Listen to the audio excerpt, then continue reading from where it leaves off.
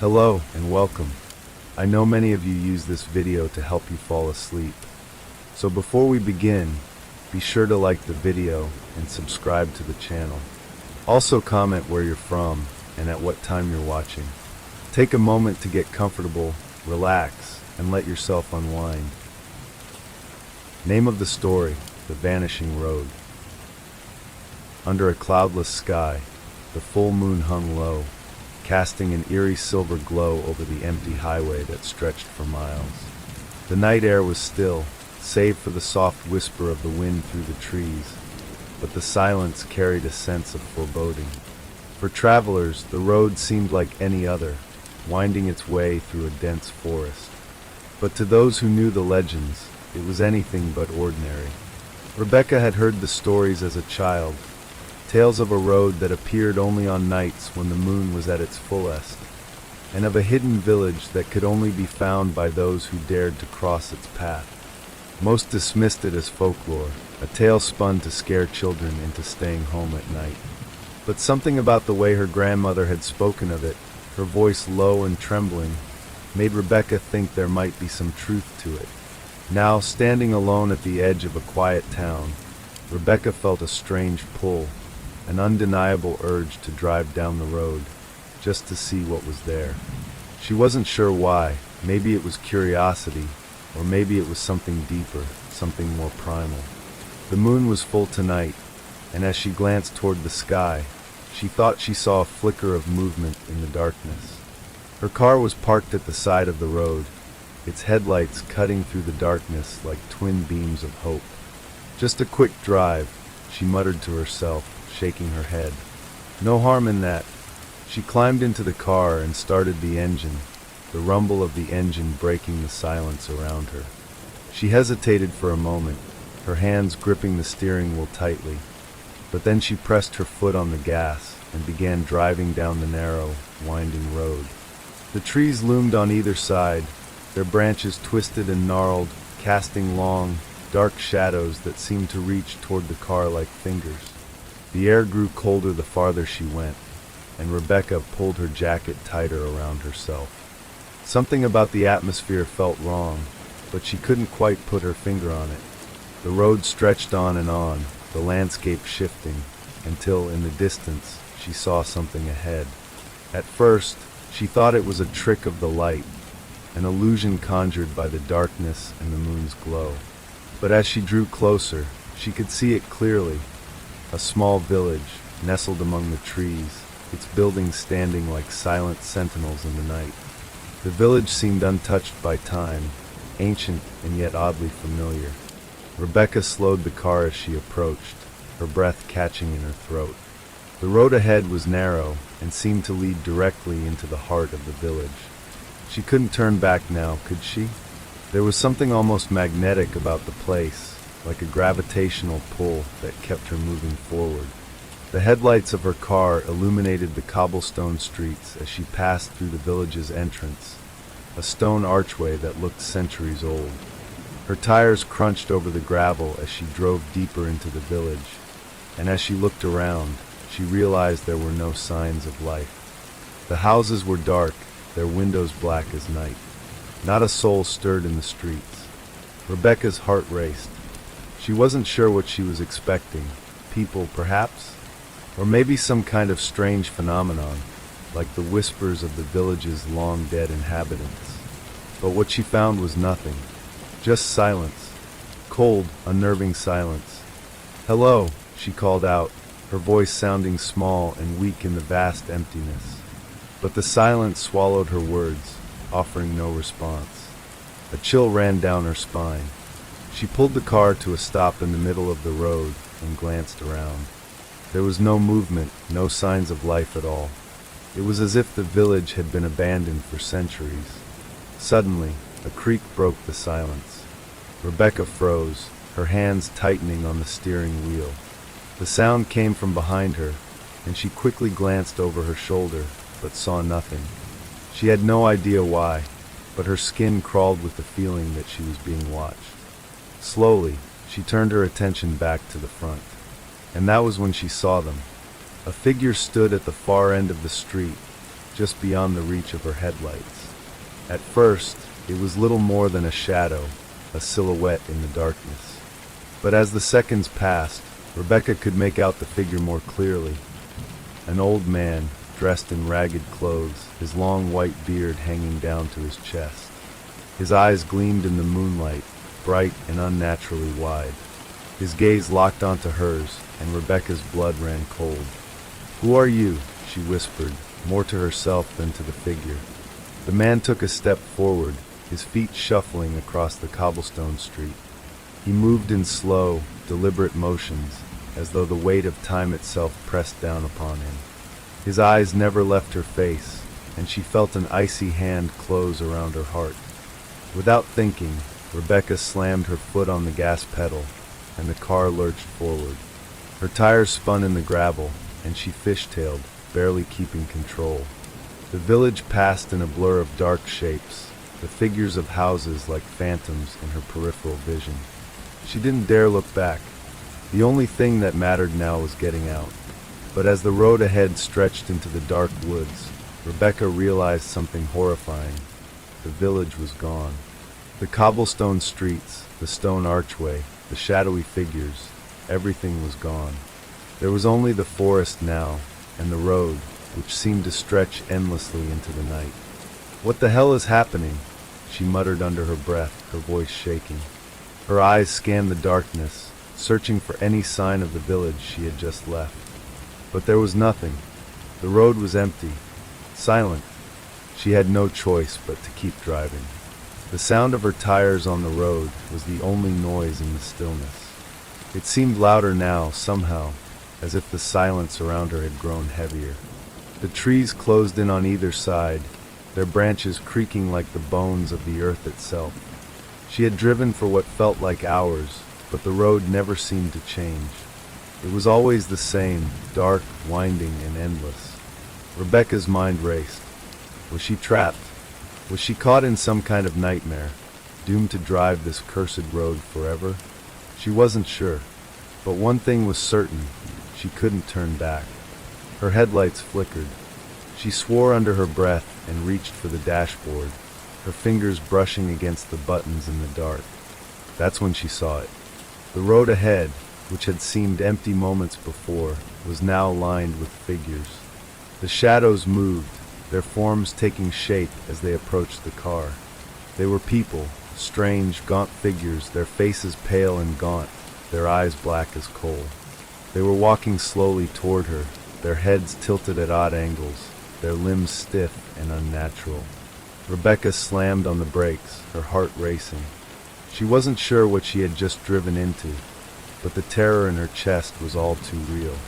The figures came closer, their footsteps soft and unearthly. Their faces were covered in a strange, vacant expression, but their eyes were full of something else. Something dark. One of them, no older than a child, stepped forward and knocked on her window. The glass rattled in its frame, and Rebecca's breath hitched in her throat. "Let us in," the child said, its voice cold and hollow. Rebecca's grip tightened on the steering wheel. I can't. I have to go." But the child only smiled, its lips cracking like dry paper. "You've come this far," it whispered. "You're one of us now."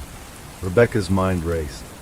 She had to get out of here, but the road kept winding, pulling her deeper into the nightmare. The moon above her seemed to glow brighter, and the figures gathered around the car, their eyes glowing with an unsettling intensity. Her pulse hammered in her ears as she pressed the gas pedal again, but the car didn't move. It was as if the road itself had frozen in place.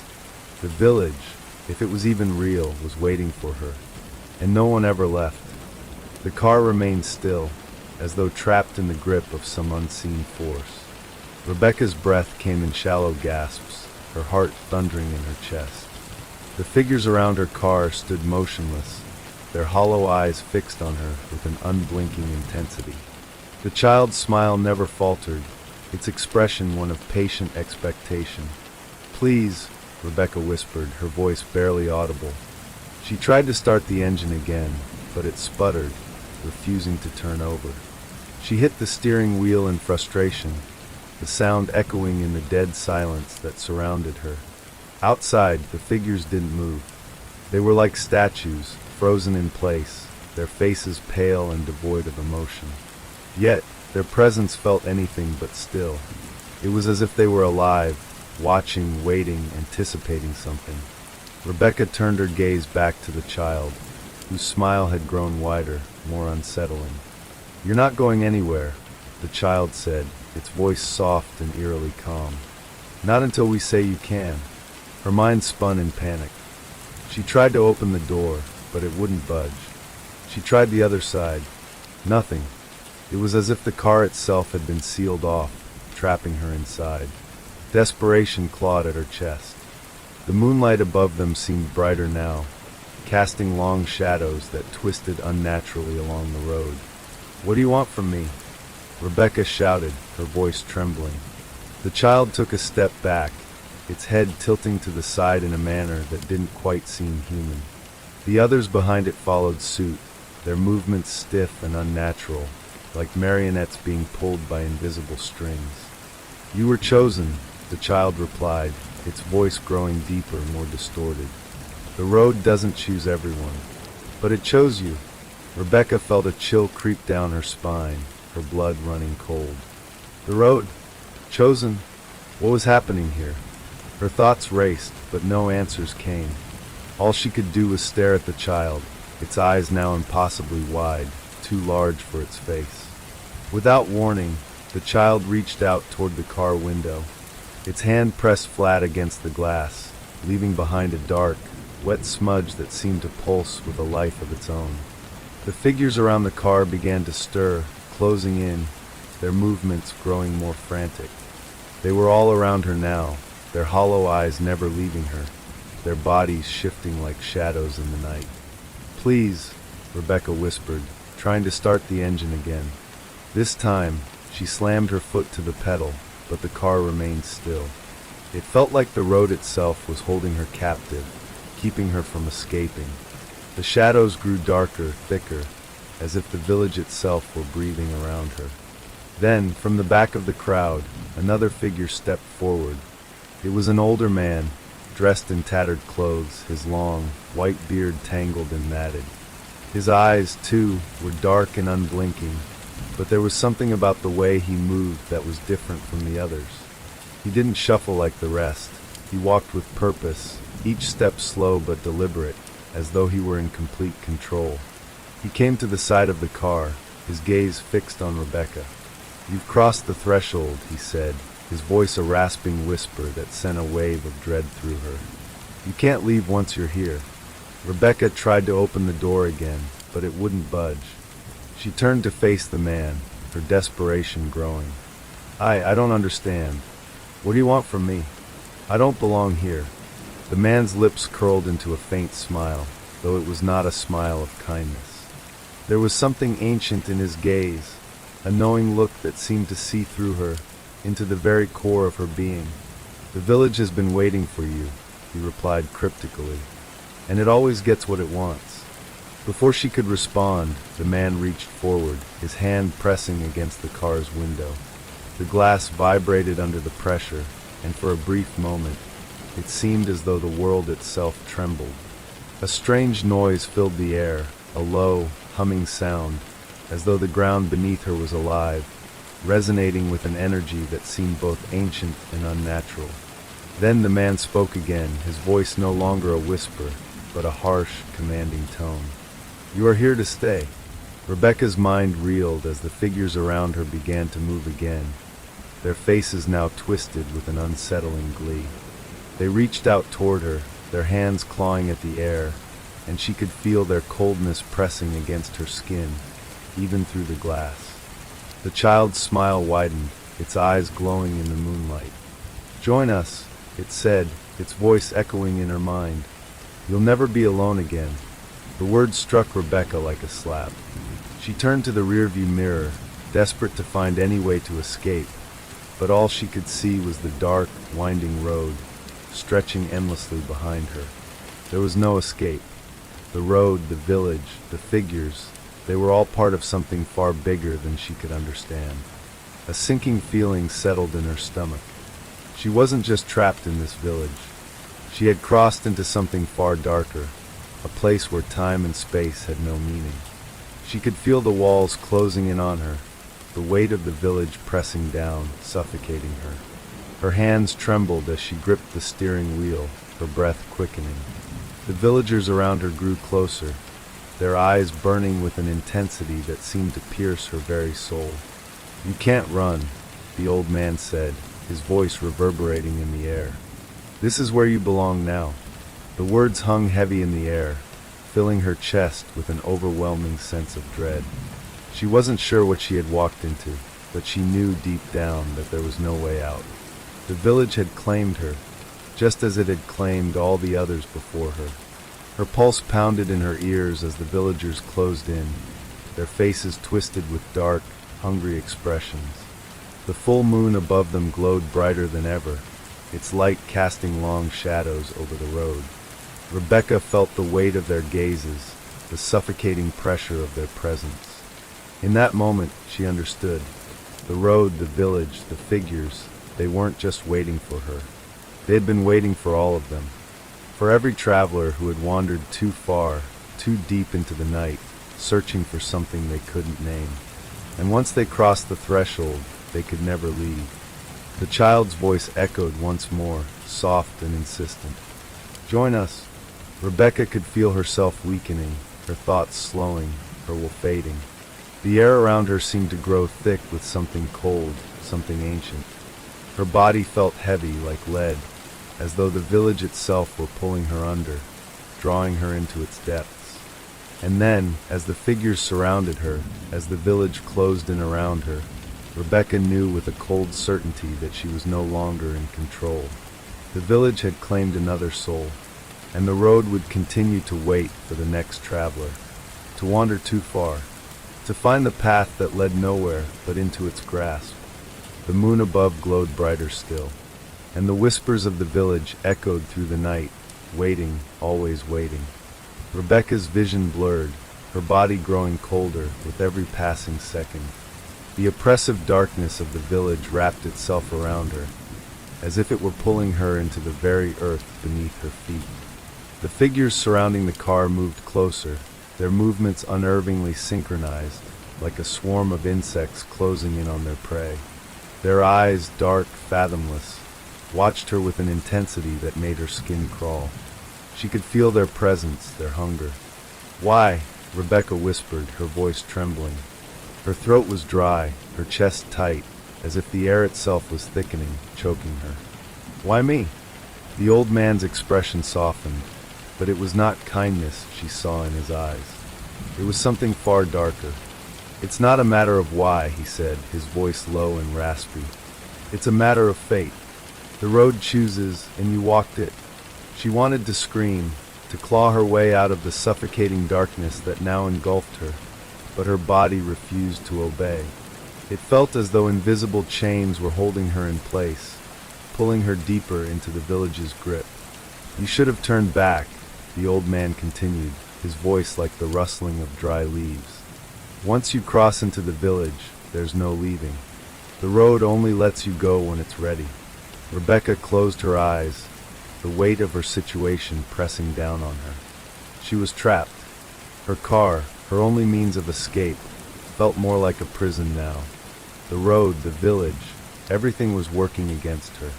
The quiet hum of the figures' voices filled her ears, their whispers growing louder, blending with the soft rustle of the wind.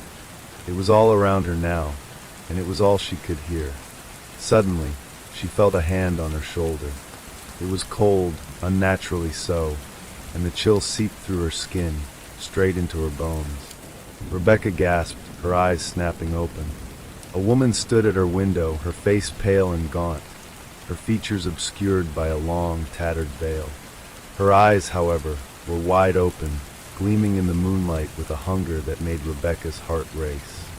"Please," the woman whispered, her voice a rasping, tortured sound. "Join us." The woman's eyes never left hers, and Rebecca felt herself drawn to them, as if they were pulling her in.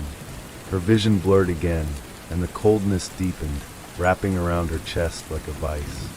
It felt as though her very soul was being tugged from her body, the village's darkness sinking deeper into her mind, clouding her thoughts.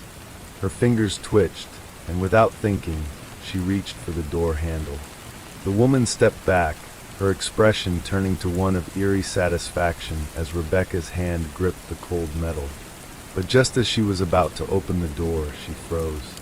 Something was wrong. The world outside had shifted. The village, the figures, the pale faces, they were all gone. In their place, a dense fog had rolled in, thick and suffocating, swallowing the cobblestone streets and turning the village into an otherworldly blur. The trees, now looming dark shapes against the moonlight, seemed to grow taller, their twisted branches reaching out toward her like gnarled fingers. What's happening? Rebecca's voice cracked, her mind racing. Time is not what it seems here, the old man said, his voice once again echoing through the fog. Time bends, twists, and breaks. Once you cross into the village, you are caught in its cycle. It doesn't matter how far you run. You can't escape. Rebecca shook her head, her pulse quickening. She didn't understand. None of this made sense. The figures, their eyes now glowing faintly in the mist, began to move again, closing in on her car. Their faces were still expressionless, but their bodies seemed more fluid now, like shadows shifting and merging with the fog. She could hear the faintest of whispers, like 100 voices speaking at once, but the words were distorted, indistinguishable. It felt as though they were speaking directly into her mind, pulling at the edges of her sanity. The fog seemed to grow thicker, pressing in from all sides, until Rebecca couldn't see more than a few feet in front of her. A low rumble sounded from somewhere deep within the village, and the ground beneath her feet seemed to tremble. The villagers paused, their eyes flicking toward the source of the sound. Rebecca's stomach twisted, the instinct to flee overwhelming every other thought. "Stay," the old man whispered, his voice barely audible above the growing sound. "It's beginning." "What is?" Rebecca asked, her voice shaking with fear. The old man's lips curled into a smile, but it was cold, devoid of warmth. "The cycle. The road always returns. And now, it's your turn." Before she could react, the fog began to swirl, the mist thickening until it formed a shape, an impossible figure, tall and looming, darker than the night itself. Its presence was overwhelming, suffocating. It stood at the edge of the road, a shadow against the pale moon, its form indistinct yet immense. The air seemed to hum with a strange energy, the ground vibrating beneath her feet as if the earth itself was alive. And then it moved. The figure, impossibly tall and impossibly dark, took a step toward her, its form shifting like smoke. The whispers grew louder, the voices blending into one unearthly wail that echoed through the village. The fog pressed in from all sides, thickening around Rebecca's car, suffocating her in its icy embrace. Her breath caught in her throat as the figure drew closer, its shape slowly becoming clearer. It was not human, not entirely. Its limbs were elongated, its body twisted in unnatural ways, its eyes black pits that seemed to devour all light. As it stepped forward, the villagers parted, their faces now frozen in expressions of reverence, as if they were witnessing something far greater than themselves. Rebecca's heart pounded in her chest, and she could feel her sanity slipping, unraveling with each passing second. The figure reached out with a hand, too large, too elongated like a clawed appendage, and touched the hood of her car. A wave of cold swept over her, flooding her body with an overwhelming sensation of dread. The car shuddered beneath her, its engine sputtering again, as though it, too, were being pulled into the figure's presence. Her vision swam, and for a moment, she felt as though the world around her had ceased to exist, leaving only this dark, looming entity and the deafening, relentless whispers. "No!" Rebecca cried out, trying to start the car once more. But her hands were shaking too violently to grip the steering wheel properly. The figure's gaze turned toward her, its eyes gleaming with an ancient, malevolent intelligence.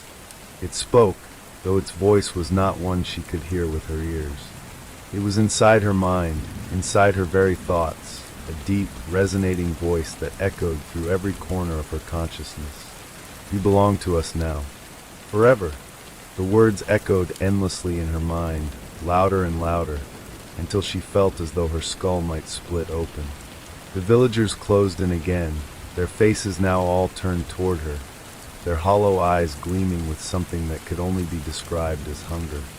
The car, the road, the fog, they all seemed to collapse inward, closing around her, suffocating her. And as the figure's shadow loomed over her, Rebecca understood.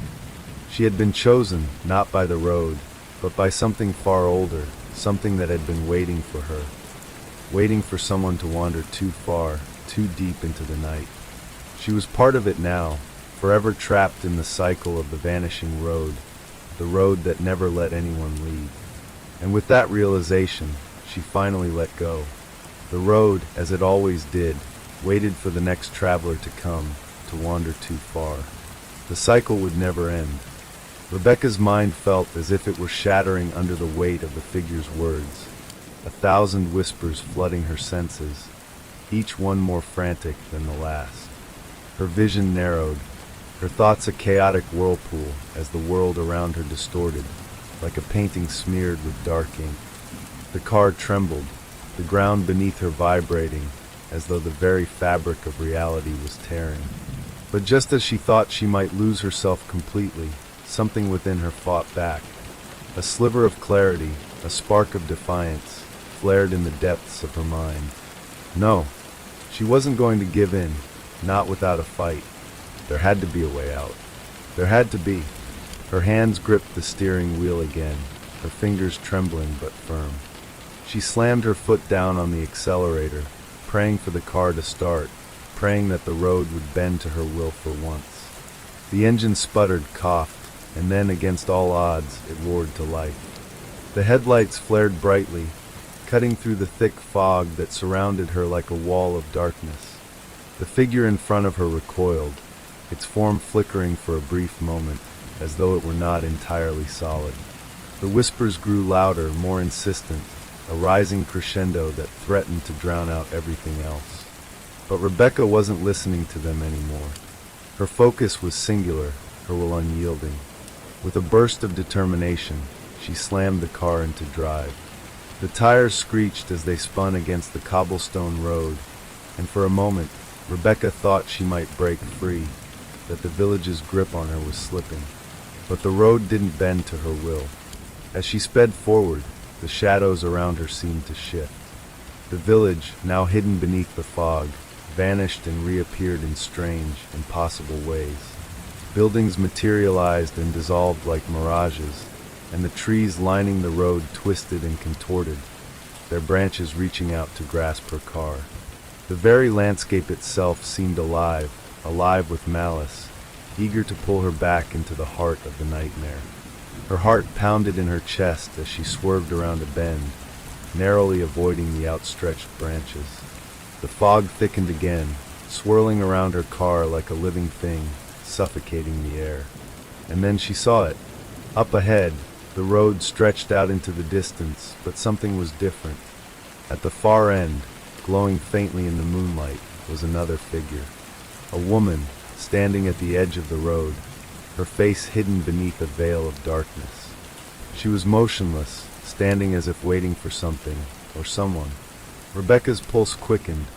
The fog seemed to part around the woman, drawing her toward her as though the very fabric of the air was pushing Rebecca into the inevitable. "Get away from me!" Rebecca screamed, but her voice was lost in the endless whispers that now drowned out all sense of reality.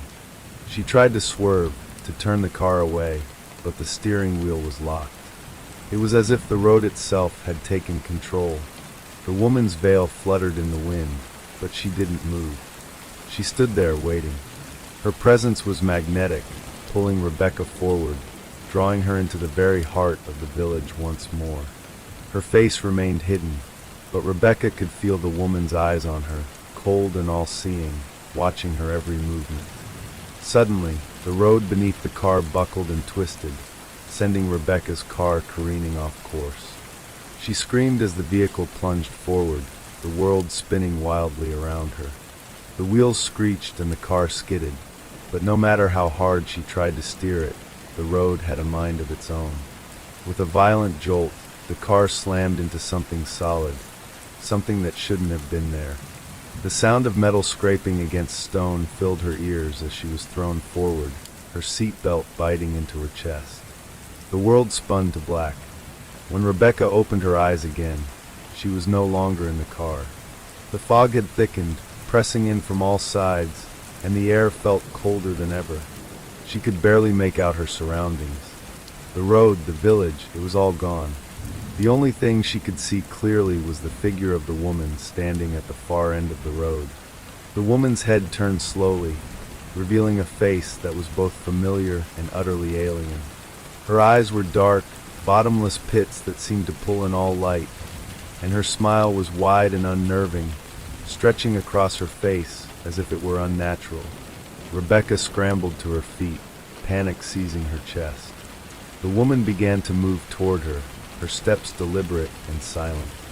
Every step seemed to echo in the void, amplifying the dread that clawed at Rebecca's mind. "You can't run," the woman said, her voice cold and distant, like a whisper carried by the wind. "Not anymore." Rebecca's breath hitched, her body frozen in place. She backed away slowly, her eyes darting around for any sign of escape, but there was nothing. The road stretched out endlessly in front of her, and behind her, the fog closed in, sealing her fate. She was trapped. The woman reached out, her hand like a shadow, extending toward Rebecca with a terrifying slowness. As her fingers brushed against Rebecca's arm, a jolt of cold shot through her, a sensation of being frozen from the inside out. Her body went numb, her vision dimming as though the world around her was fading into darkness. "I told you," the woman whispered, her voice no longer cold, but filled with a sickening warmth. "You were always meant to be here." Rebecca's legs buckled beneath her as the ground beneath her feet seemed to shift, as if the earth itself was pulling her down. The woman's presence enveloped her, suffocating, overwhelming. "No," Rebecca gasped, but the words were slipping away, fading into nothingness. The woman's face loomed closer, her smile widening with each passing second, as if she were savoring the moment. The fog closed in completely, and the last thing Rebecca saw before she lost herself entirely was the woman's face, her eyes glowing with dark anticipation. The road was still. The fog hung heavy over the village, an impenetrable wall of white that seemed to pulse with an unnatural energy. No one walked the streets now. No figures stood at the crossroads, and the village, silent as ever, waited. It always waited, for the next wanderer, the next lost soul, and the cycle began again. Name of the next story: The Light in the Water. The early morning sky was a soft blue, the sun still low, casting a warm glow across the sea. But to Martin, a seasoned fisherman, it felt like just another day of work. His boat swayed gently with the rhythm of the waves as he cast his net into the water, the salt air filling his lungs. The ocean, vast and seemingly endless, was his home. He knew every creak and groan of his boat, every ebb and flow of the tide. But today something felt different. He couldn't explain it, but as he sat there, waiting for his net to catch, there was an unfamiliar weight in the air. Something was out of place. He stared into the water, its deep blue surface shifting with the light. It was then that he saw it. A strange, pale glow beneath the waves, faint at first but unmistakable. It flickered like a distant light, pulsing with a rhythm of its own. Martin furrowed his brow, confused. The sea was often filled with odd reflections, tricks of the light, but this was different. It wasn't natural. It seemed to draw him in, calling him closer. His heart raced, a mix of curiosity and unease. The light seemed to move, or rather, it shifted beneath the surface as if beckoning him. Martin stood up, the soft rocking of the boat now seeming more pronounced as he leaned over the edge. He'd been out on the water countless times, but but never had he seen anything like this. He adjusted the wheel, steering his boat towards the light. The gentle hum of the engine was the only sound for a while. Then the water beneath the boat grew darker, deeper. The light was still there, its pulsing intensity growing stronger with each passing second. "What in the hell?" Martin muttered to himself, squinting down at the water. He could feel it now, an inexplicable pull, an urge to dive into the depths, to investigate the source of this strange light. Something inside him urged him on, the same feeling that had brought him to the sea in the first place.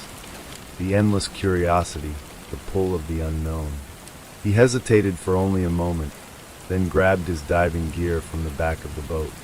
The water was colder than usual as he slipped into it, the salty brine stinging his skin. He sank deeper, the boat's silhouette growing smaller and smaller above him, until it was just a distant blur.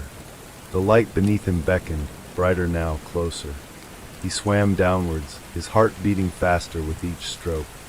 The water grew colder, darker, as though it was absorbing the light from above. His eyes strained to see as the glow ahead grew larger, taking shape. It was a city, an ancient city. At least, that's what it seemed like. As he descended, Martin could make out the shapes of buildings, tall and slender, covered in what appeared to be coral and barnacles. The glow was coming from deep within the structures, a strange luminescence that seemed to pulse with life. Martin's breath quickened, his pulse racing with a mix of awe and fear. He had heard old stories from the locals about a lost city beneath the waves, but no one had ever claimed to find it. They said it was cursed, that those who ventured too close to the ruins never returned. But here he was, descending deeper into the city's heart, and he couldn't bring himself to turn back. The water was thick with an eerie silence, the only sound the rhythm of his breathing through the mask. His fins moved quietly through the water, propelling him toward the city's entrance. The walls were covered in intricate carvings, too worn and faded to make out any specific details, but Martin felt a chill creep up his spine as he studied them. Something about them felt wrong, like the very stones themselves were watching him. As he swam closer, the city seemed to stretch on forever, an endless labyrinth of dark, towering spires. The glow that had drawn him here pulsed from within, lighting the way through the deep. Martin pushed forward, his body moving without thought, pulled by an unseen force. His mind raced with questions. What was this place? Why had it remained hidden for so long? What secrets lay buried beneath the ocean's surface? He reached a large opening, a cavernous space within the city. The light was blinding now, glowing from a central point deep within the ruins. He had to know what it was, had to see it for himself. But as he neared the center, the water around him began to feel wrong. A pressure built in his chest, a heaviness that made it harder to breathe. His heart pounded as he fought the growing sensation of dread. His instincts screamed at him to turn back, but he ignored them, pushing himself forward. And then he saw it. At the very center of the city, encased in a glowing crystal-like structure, was a creature. It was vast, its body a mass of twisted, serpentine limbs covered in scales that shimmered in the ethereal light. Its face was almost human, but not quite. Its eyes were too wide, too vacant, and its mouth stretched in a grotesque smile that seemed to mock him. The creature's body was bound in chains of thick, blackened metal, coiled around it like a prison. Yet despite its restraints, it moved, its eyes following Martin's every movement with unsettling awareness. Martin froze, the sight before him almost too much to comprehend. His mind screamed for him to turn around, to swim back to the safety of his boat, but his body remained paralyzed. The creature's presence was overwhelming, its malevolent energy radiating outwards, suffocating the water around it. He tried to swim backward, to retreat from the horror before him, but the water seemed to close in, tightening around him, holding him in place. The chains binding the creature rattled, as though sensing his fear. The creature's eyes flared, glowing with an unnatural light. "It knows I'm here," Martin thought, panic rising in his chest. The creature's lips twitched, and suddenly, the chains loosened slightly, dragging across the stones of the city's floor with an awful screech. Martin's heart skipped a beat. The creature was waking up. In a blind rush of terror, he kicked his legs, trying to propel himself to the surface, but the water was growing thicker, denser. He couldn't escape. The pressure around him was unbearable, and the creature's eyes were locked onto his, pulling him down, dragging him toward it. Its mouth opened, revealing rows of sharp, jagged teeth that seemed far too large for its face. The water around him churned, the creature's body shifting, its enormous form slowly uncoiling from the chains that had bound it for centuries. Martin's lungs burned, but it felt as though the very water itself was suffocating him. A sound like a distant roar filled his ears, and for a brief moment, he wondered if he was hearing his own heartbeat. But no, it was the creature. It was calling out. The light from the city's depths pulsed with every movement, now a maddening rhythm that echoed in Martin's skull. Desperation surged through him. He swam harder, his body burning with exhaustion, his vision blurring from the lack of air. But the creature's presence loomed closer, its enormous form undulating through the water like a shadow from some dark legend. And then the world went black. Martin didn't know if he drowned or if the creature had dragged him into its depths. He didn't know how long he had been unconscious, or if he had ever truly been alive to begin with. But when he opened his eyes, the sea was still dark, cold. The city, the creature, everything was gone. All that remained was the quiet, empty water. The light was gone, and so was the horror that had been buried beneath it for centuries. The ocean had claimed him, and as the boat drifted aimlessly in the distance, no one would ever know what truly lurked beneath the waves. Martin awoke to an eerie silence, the kind that presses on your chest and fills your mind with an unnatural stillness. His head throbbed with a dull ache, and his limbs felt as if they had been weighted down by the depths of the ocean. The water around him was cold, colder than it should have been, and the faint, distant thrum of his heartbeat was the only sound that kept him tethered to reality. His body was numb, but somehow he found the strength to rise, to pull himself toward the surface. With great effort, he kicked his legs, his movements slow and sluggish, as if the sea itself was reluctant to let him go. The darkness of the water pressed in around him like a suffocating cloak. Every stroke felt like it took all of his energy, his lungs burning for air. He couldn't remember how long he had been underwater, how far he had traveled, but the sharp, stabbing need for air became his only focus. Finally, after what felt like an eternity, he broke the surface, gasping for breath. The sky above him was overcast, a thick layer of clouds that blocked out any remnants of the sunlight. The sea was calm now, almost unnaturally still, as if it were holding its breath. His boat was not far off, floating eerily in the distance, untouched, as though nothing had ever happened. Martin clung to the edge of the boat, his hands shaking uncontrollably. The cold water dripped from his clothes, but he felt no relief. The fear, the sense of something terrible lurking just beneath the surface, never left him. He pulled himself into the boat with what little strength he had left, his body still heavy and aching. The engine had been left running, and the faint hum of the motor was the only thing that broke the oppressive silence around him. He sat there for a long while, shivering not from the cold, but from the memory of what he had seen, what he had felt. The creature, the city, the chains, the light. What was it? What had it been calling him to? His mind raced with 1,000 questions, each one more terrifying than the last.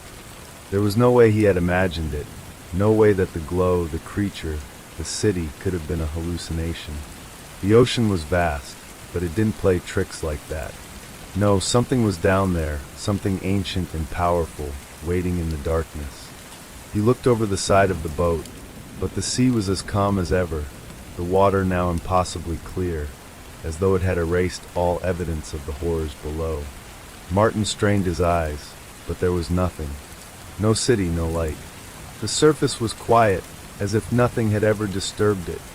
He couldn't shake the feeling that he was being watched. His breath caught in his throat, and he slowly turned around, scanning the horizon. The fog had begun to roll in, thick and heavy, swallowing the sky in its dense, wet fingers. The sense of isolation, of being utterly alone, crept over him. And then he saw it, far in the distance, at the edge of the fog, a dark shape in the water. A shadow, moving just beneath the surface.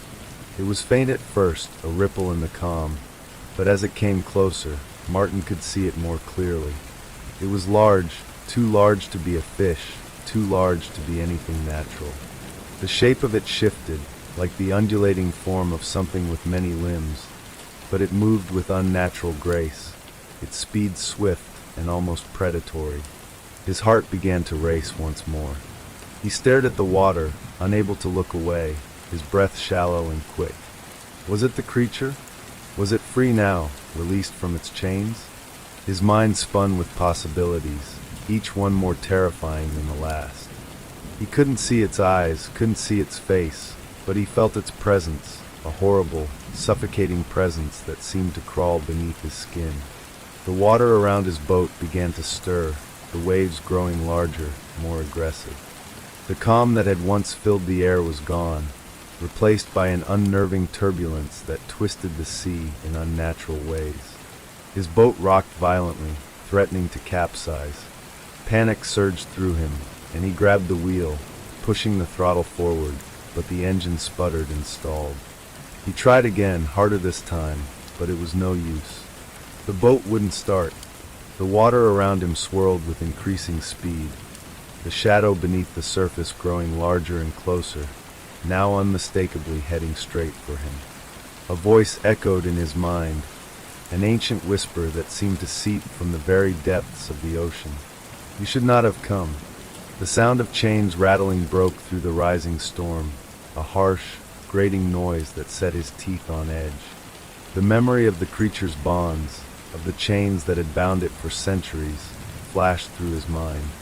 The chains were moving again, stirring beneath the water, pulling something from the depths. The creature, it was waking up, and it was hungry. Martin's hand trembled as he reached for the flare gun that was stored in the emergency kit. He fired it into the air, the bright red flare lighting up the sky for a moment, but it was swallowed by the fog almost immediately. The shadow in the water didn't flinch. It kept coming, closer and closer, its shape becoming clearer with each passing second. He could see its eyes now, dark, void-like pits that seemed to gaze directly into his soul. There was no escape. His heart hammered in his chest as the water churned violently, waves crashing over the side of the boat, soaking him to the bone. The shadow beneath the surface rose up, its form twisting and writhing, a nightmare-given shape. The chains had pulled free. They slithered through the water, stretching toward him, coiling like serpents. No, no, no, Martin gasped, his voice barely a whisper over the sound of the storm. His hand gripped the edge of the boat as the shadow rose higher, revealing its true form. The creature was no longer bound. It was free, and it was coming for him. Its body was an amalgamation of scales, limbs, and tendrils, stretching and undulating in a way that defied all logic. Its face was a grotesque mask, a horrible distortion of human features, with eyes that glowed like embers in the dark. It opened its mouth, and Martin could hear the wet, sucking sound as its massive jaws gaped open, revealing rows of sharp, jagged teeth. The creature was hungry, and it would not be denied. Martin tried to scramble into the center of the boat, his body trembling with terror, but the boat rocked violently, tilting dangerously to one side. The chains were reaching for him now, wrapping around the boat, pulling it down into the depths.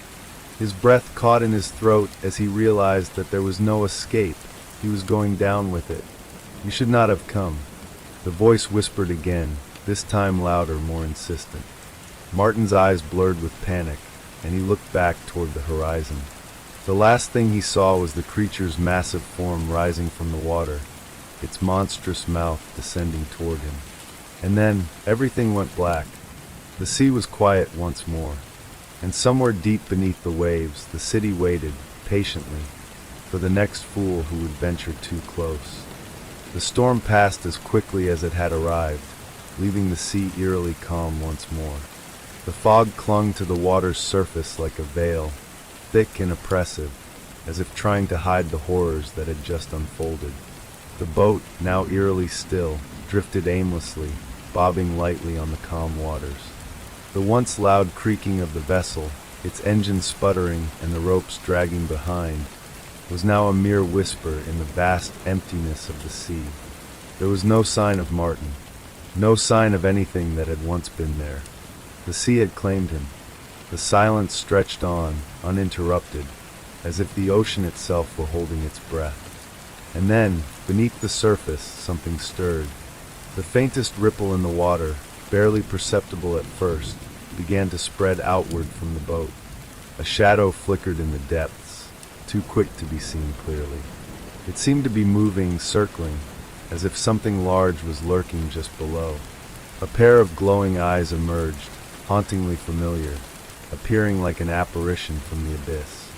They glowed with an unnatural light, cold and lifeless, like two dark moons rising from the depths. The eyes blinked.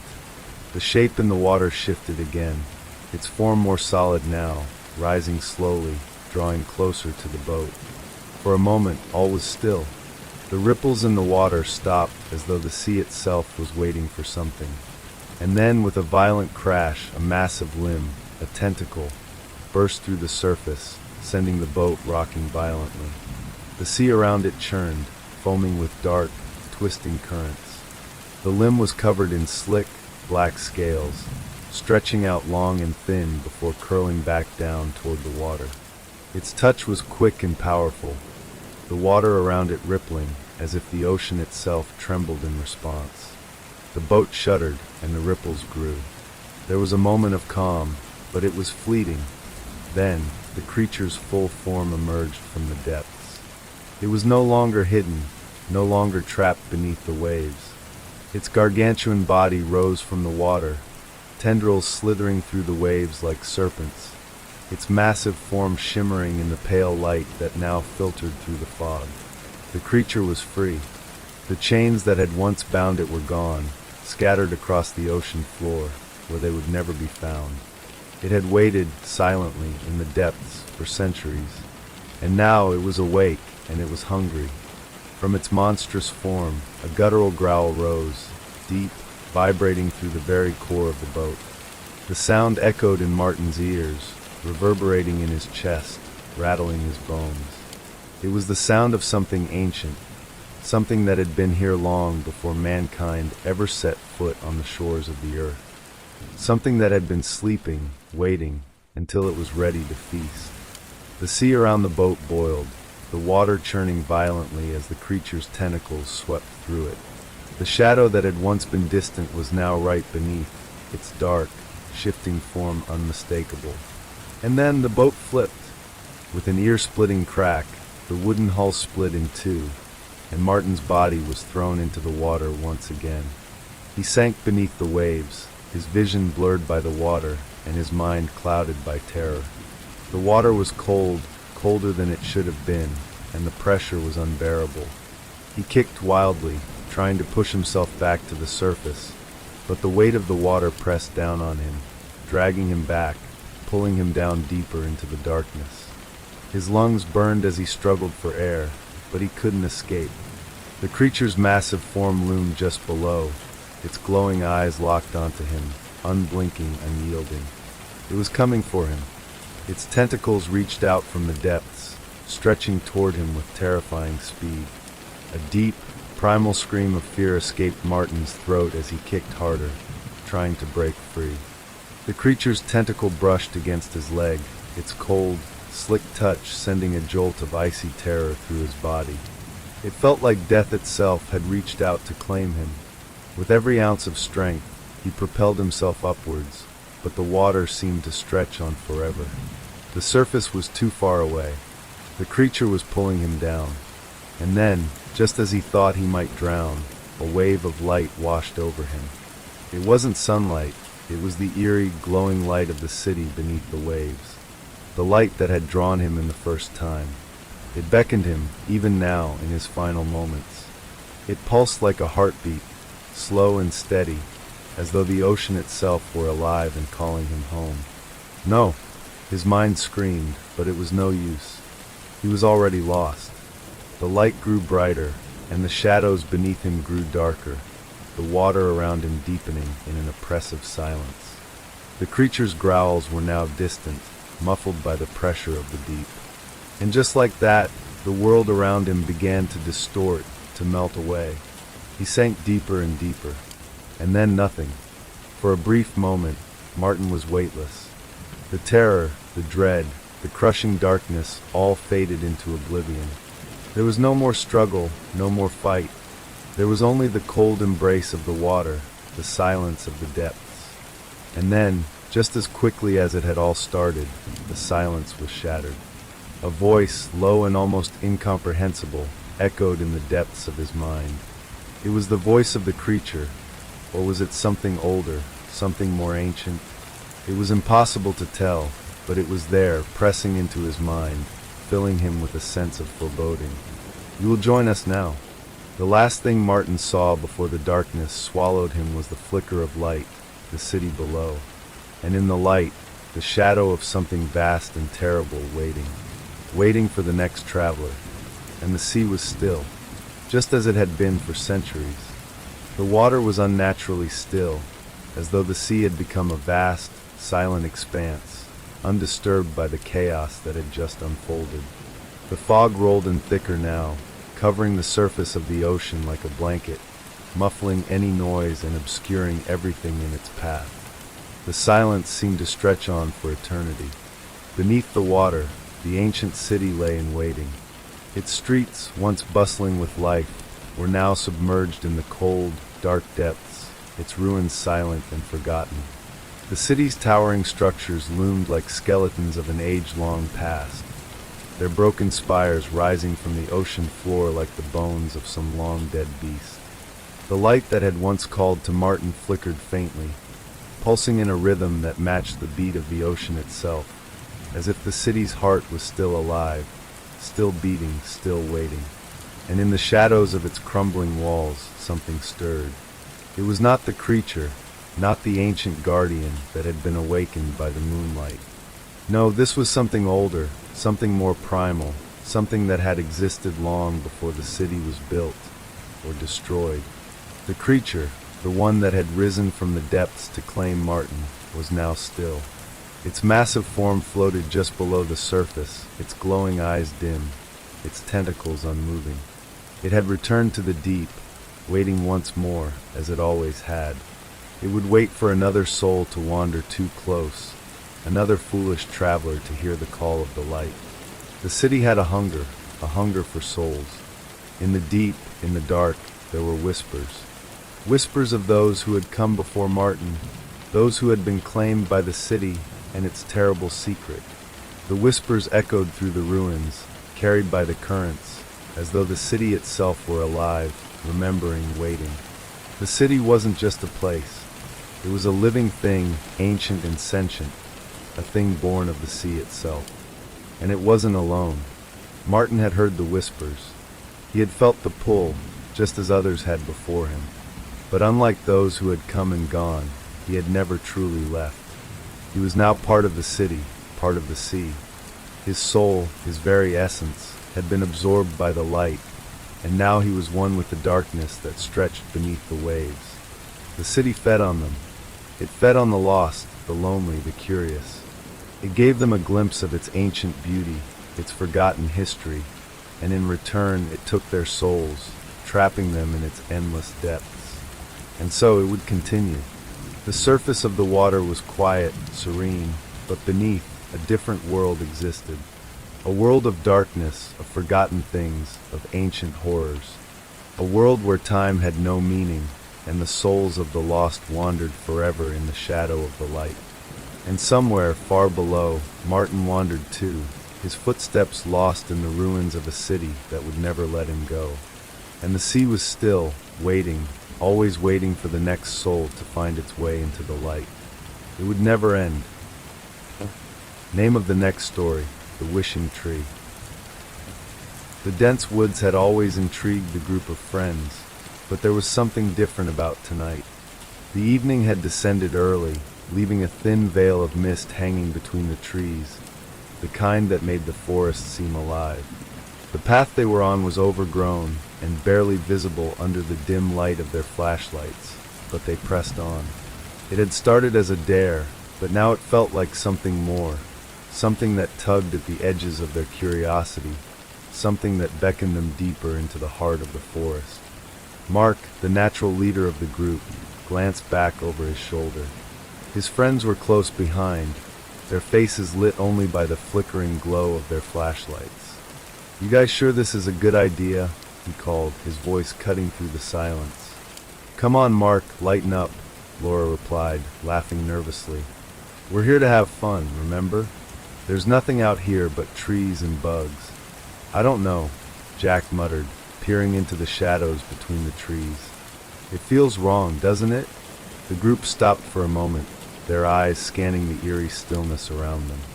The air was thick, saturated with the smell of damp earth and something sweeter, almost floral, that didn't quite belong.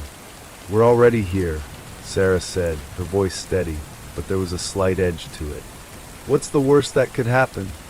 They continued walking, each step dragging them deeper into the woods. The moon was barely a sliver in the sky, casting just enough light to make the forest seem otherworldly. The trees loomed overhead, their branches tangled together in a web of shadows. And then they found it. The tree was unlike anything they had ever seen before. It stood in the middle of a small clearing, its gnarled roots twisted out of the earth like the claws of some ancient creature. Its bark was dark and uneven, covered in a strange moss that seemed to pulse faintly, as if alive. The branches stretched high into the sky, thick with leaves that shimmered faintly in the moonlight. But what caught their attention the most was the carving, a symbol etched into the trunk, worn and weathered by time. "What the hell is that?" Mark whispered, stepping closer. "It's a symbol," Laura said, her voice almost reverent. She reached out, brushing her fingers lightly over the carved shape, a knot of unease twisting in her stomach. "It's ancient. You think it's real?" Jack asked, his voice tinged with disbelief. "No idea," Sarah replied. She stepped forward, her flashlight illuminating the base of the tree. "But look at this." They followed her gaze. At the foot of the tree, nestled between the roots, was a small, smooth stone. It glowed faintly, pulsing with an odd, otherworldly light. Sarah knelt down to pick it up, her fingers brushing against its cool surface. The moment she touched it, a chill ran up her spine. She felt something stir within her, as though the tree itself were watching her, waiting for something. "Should we?" Mark began, but he was interrupted by a soft, rasping whisper that seemed to come from the tree itself. "Make your wish." The voice was almost a whisper, barely audible over the rustling of the leaves. It was not a sound they had heard before, nor did it feel like it belonged in the woods. It felt unnatural. I didn't hear that," Jack said, his voice trembling. "Did you?" I heard it," Sarah said, standing up quickly, her heart pounding. "Did it come from the tree?" Laura stared at the tree for a moment, her hands still gripping the stone. "What if it's real?" she asked, her voice almost childlike with wonder. "What if it really can grant wishes?" "Wishes?" Jack scoffed. "That's ridiculous." But something in the air had shifted, and the forest had gone utterly still. There was no breeze, no rustling leaves. Nothing. Just the eerie quiet. The tree loomed before them, its branches swaying ever so slightly, like it was alive. "Make your wish," the voice rasped again, louder this time. There was a strange, intoxicating pull in the words, a sense of something vast and ancient waiting. "I wish," Laura began, the words slipping from her mouth before she could stop them. "I wish for all my problems to just disappear." As soon as the words left her lips, the ground beneath them seemed to tremble. The air around them grew heavier, colder. The light from their flashlights flickered, then went out completely, plunging them into darkness. "What the hell?" Mark snapped, fumbling for his flashlight. But when the light flickered back on, everything had changed. The air was thick with an unnatural weight. The trees around them seemed to shift, their branches twisting in grotesque ways. The ground beneath their feet felt softer, as if the forest itself had begun to change, to breathe. Laura stood frozen, her eyes wide. I didn't. Suddenly, from the shadows, a figure emerged. A man, tall, disheveled, and pale, with hollow eyes and a twisted smile that didn't seem to fit the human face. "Your wish has been granted," the man said, his voice as cold as the grave. The friends stumbled back, their hearts racing. Mark's voice faltered as he tried to speak. "Well, what did you do? What did we do?" The man's smile widened, a sharp, inhuman grin. "You asked for your problems to disappear. So they have." Before any of them could respond, the ground beneath them began to tremble again, this time with a deeper force. The tree groaned as if it were waking up, and then a low, ominous rumble filled the air. The clearing began to shift, the very earth beneath them cracking open like a gaping mouth, swallowing everything in its path. The ground churned and twisted, the air filled with the scent of decay. The shadows that had once been distant now seemed to pulse, to move, as if they were alive, reaching toward them. "We have to go," Sarah said, panic rising in her chest. "We need to leave now." But as they turned to run, they realized with horror that the forest was no longer the same. The trees had shifted, their trunks now grotesque and twisted. The path they had walked on was gone, replaced by an endless stretch of darkness. The forest had become a maze, and the tree, the source of their wish, loomed over them like a dark god, waiting for the next one to fall prey to its power. Mark reached out to grab Sarah's arm, but when he touched her, his hand passed straight through her. "What the hell?" He recoiled, staring at her. "Sarah?" But she was gone. The others screamed as they watched Sarah's figure melt away into the shadows. And from the darkness came the whisper again, "Make your wish." But this time, the voice was not a gentle call. It was an order, a command, and there was no escaping it. The ground beneath their feet began to shift, the very earth trembling as if some dark force was awakening from deep within. Mark stumbled backward, his breath ragged, his heart pounding in his chest. "What just happened? Where's Sarah?" he shouted, spinning around, hoping to see her, hoping she was somehow still there. But there was nothing. No sign of her, no trace, just the thick, suffocating fog that now wrapped around them, swallowing the path they had come down. "She's gone," Jack whispered, his voice trembling. "She's really gone." Mark turned to him, his eyes wide with terror. "We need to get out of here. Right now. We need to." But the words were lost as another cold wind blew through the clearing, the trees groaning in response. The light from their flashlights flickered again, casting eerie shadows over the twisted trunks and gnarled branches. The dark figure of the man, the one who had spoken before, was gone, leaving only a trail of strange, shifting shapes in the darkness. And then they heard it, a low, guttural growl that seemed to come from the very bowels of the earth. The sound was unnatural, like something ancient and hungry was stirring deep beneath them, waking from centuries of slumber. It was the kind of noise that made your skin crawl, your instincts scream to run, to get as far away as possible. But there was nowhere to go, no way out. "Run!" Mark shouted, panic taking over as he grabbed Laura's arm and yanked her toward the edge of the clearing. "Come on!" But Laura was frozen in place, staring at the tree, her wide eyes locked on the pulsating light that still glowed from its roots. I didn't mean it. I didn't know." "Laura, stop." Mark snapped, shaking her. "We need to leave now." The earth beneath them cracked again, this time with a loud, echoing snap, and the very ground seemed to split apart. From the gaping chasm emerged something horrible, something that should not have been. It was a figure, but not entirely human. Its limbs were elongated and twisted, with hands that reached out like claws, fingers too long, too thin. Its face was an expression of nothing but agony, its eyes wide and empty, its mouth stretching into a grotesque grin that sent chills down their spines. The figure let out a low, moaning sound as it dragged itself from the earth. Mark stumbled back, his heart racing. What the hell is that? Jack, unable to tear his eyes from the creature, whispered, I think it's one of the ones who wished before us. Someone else who came here and made a wish.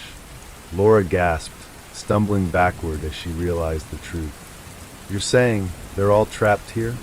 The ones who wished before us?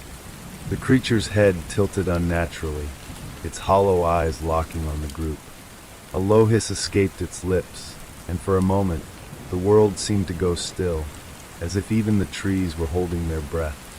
We need to stop this, Mark said urgently, pulling Laura away from the creature's predatory gaze. We need to undo it. We need to reverse the wish. But Laura shook her head, tears streaming down her face. How? How do we undo something like this? The creature took a slow, deliberate step forward, its claws scraping against the ground like nails on a chalkboard. Every movement was wrong, unnatural, as if it were trying to force itself into existence, to bend its very form into something it wasn't meant to be. We have to go back to the tree, Jack said suddenly, his voice filled with a new resolve. It's the only way. We need to make a new wish. A wish to undo what we've done. But it's too late, Mark said, looking over his shoulder at the growing darkness around them. There's no way back. The forest, it's alive. We're trapped here. The growl of the creature echoed louder now, as if responding to their desperation. The ground trembled again, and from the shadows, more figures emerged, more twisted, deformed creatures, crawling from the earth, their bodies contorting in impossible ways. They weren't just monsters. They were the souls of those who had wished before, people like them, who had made a fatal mistake and now paid the price. No! Laura screamed, clutching her head in her hands. I didn't mean it. I didn't know. But the creatures were closing in. In the distance, the tree stood silent, its bark now seeming to pulse, as if it were alive and feeding off their fear. The light beneath it flickered once again, and the whisper returned louder, more insistent. Make your wish. Mark looked at his friends, his heart racing, a dark thought crawling into his mind. They had to end it all. I'll make the wish, he said, his voice steely with determination. I'll fix this. No, Jack shouted, grabbing his arm. You can't. It'll only make things worse. But Mark was already walking toward the tree, his feet moving as if guided by some unseen force. The air around him grew colder with every step, the shadows lengthening, the ground beneath his feet softening, as if he were being drawn towards something far darker than he could comprehend. The creatures followed him, their twisted forms dragging across the earth, their whispers rising in volume, becoming a chorus of agony and despair. Mark reached the tree, its dark bark towering over him. The light from the stone still pulsed faintly at its roots, an invitation to make his wish. But now the whisper was no longer gentle. It was commanding. Make your wish. Mark's throat tightened as the words seemed to seep into his very soul. He had to do this. They had to escape. The only way to undo it was to make the right wish. He just had to be careful. I wish, he began, his voice shaky. I wish we could undo everything. All of it. I wish we could go back to the moment before we ever came here. Before we made the wish. The tree groaned. The ground shook violently beneath him. The light beneath the roots blazed with a blinding intensity, and the sky above seemed to crack open. But the consequences of the wish were far worse than they had ever imagined. The world around them seemed to warp, twist, and bend. The trees melted into shadows, and the creatures, all of them, disappeared in a rush of wind and darkness. The earth split open, the air grew heavy, and the world became an endless void. There was no path back, and as the darkness consumed them, Mark realized the truth. Some wishes were never meant to be undone, and some trees, no matter how ancient, could never be escaped. The darkness pressed in from all sides, suffocating and thick, as if the very air itself was closing around them. Mark's heart hammered in his chest, his breath coming in short, frantic gasps. He turned to look at his friends, but their faces were obscured, swallowed by the impenetrable blackness. It felt like the world was being folded in on itself, trapping them in an endless, oppressive void. "What's happening?" Laura cried out, her voice echoing in the vast nothingness, but it sounded distant, as though even her words were being swallowed up. Mark reached out, his fingers brushing against something cold, smooth, and wet. The ground beneath his feet had disappeared, replaced by an infinite abyss. He felt the weight of gravity pulling him down, and for a moment, he was unsure if they were falling, or if the world itself was simply unraveling. We're trapped, aren't we?" Jack's voice was low and defeated, barely audible above the rush of wind that now seemed to fill the void. "There's no way out. We've made a terrible mistake." Mark's mind raced. The wish to undo everything, hadn't worked as they'd hoped. Instead, it had created something worse.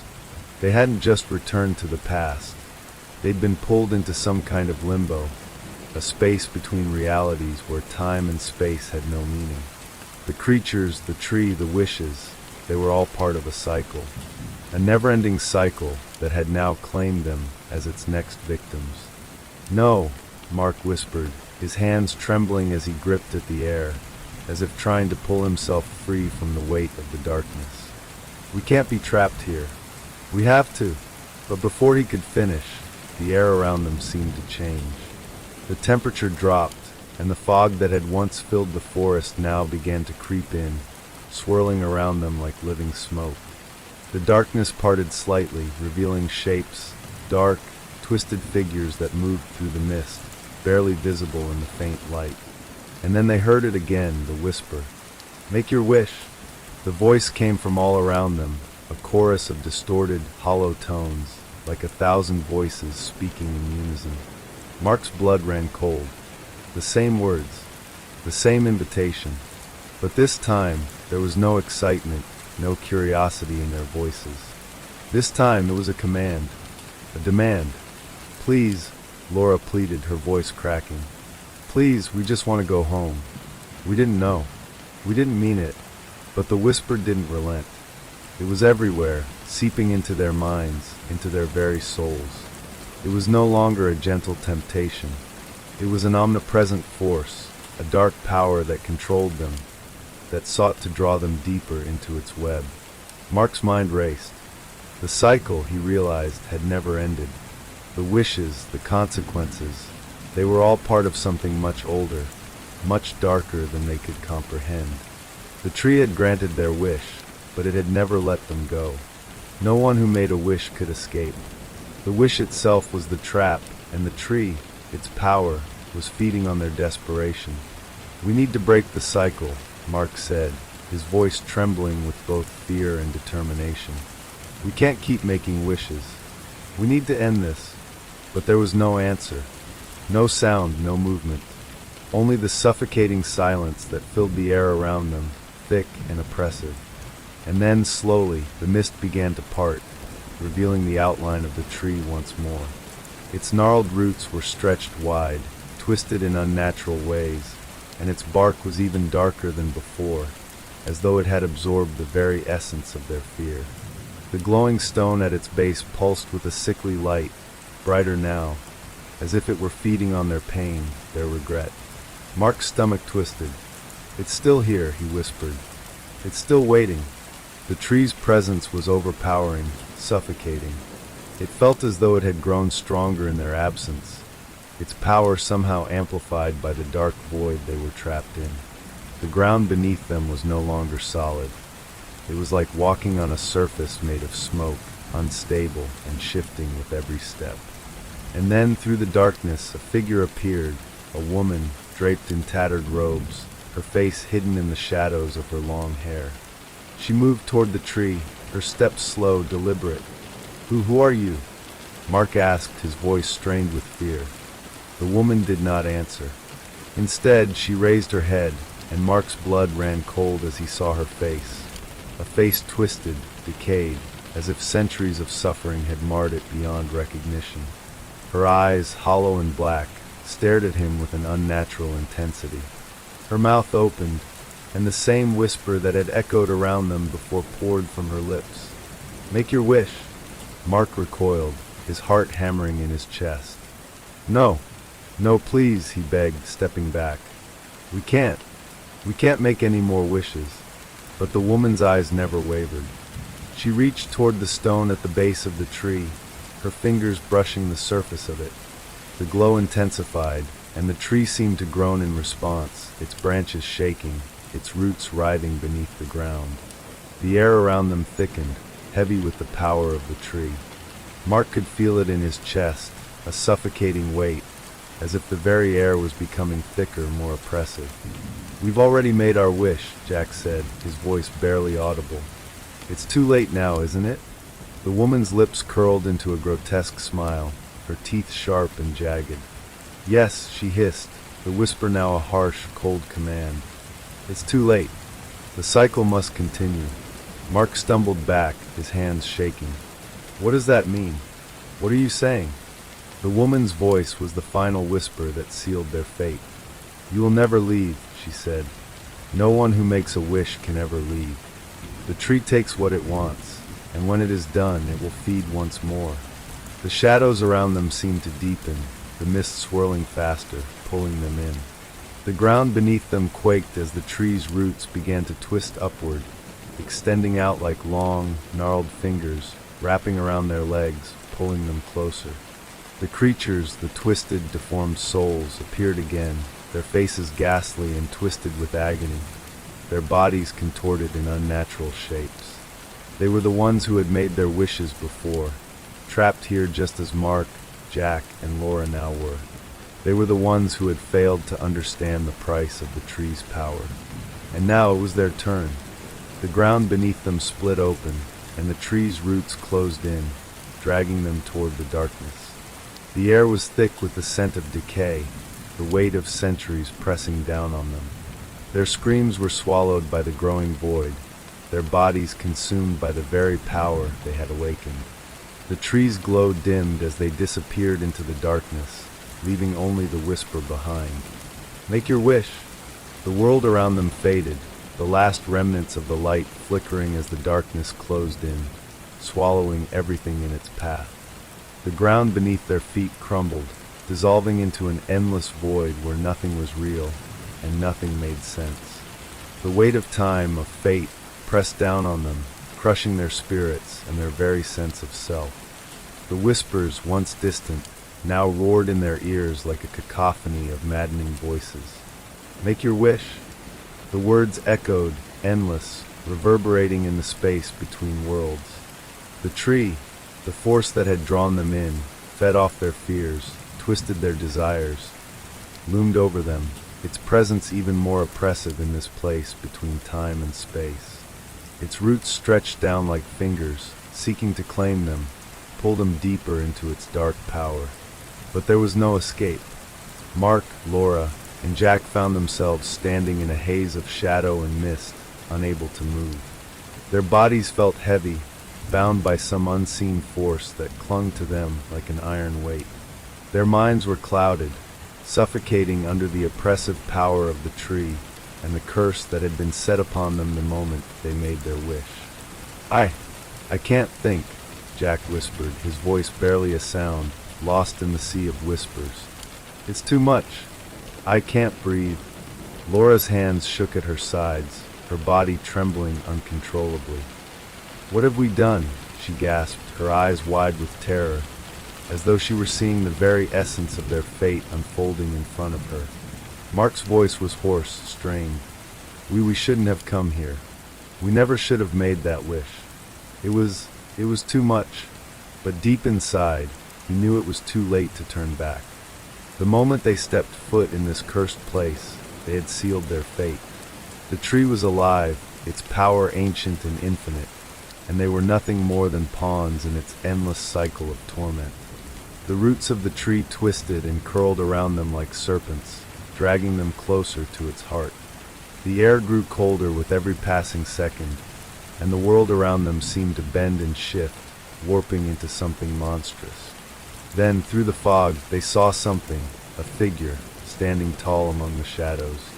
A silhouette of someone, or something watching them, waiting.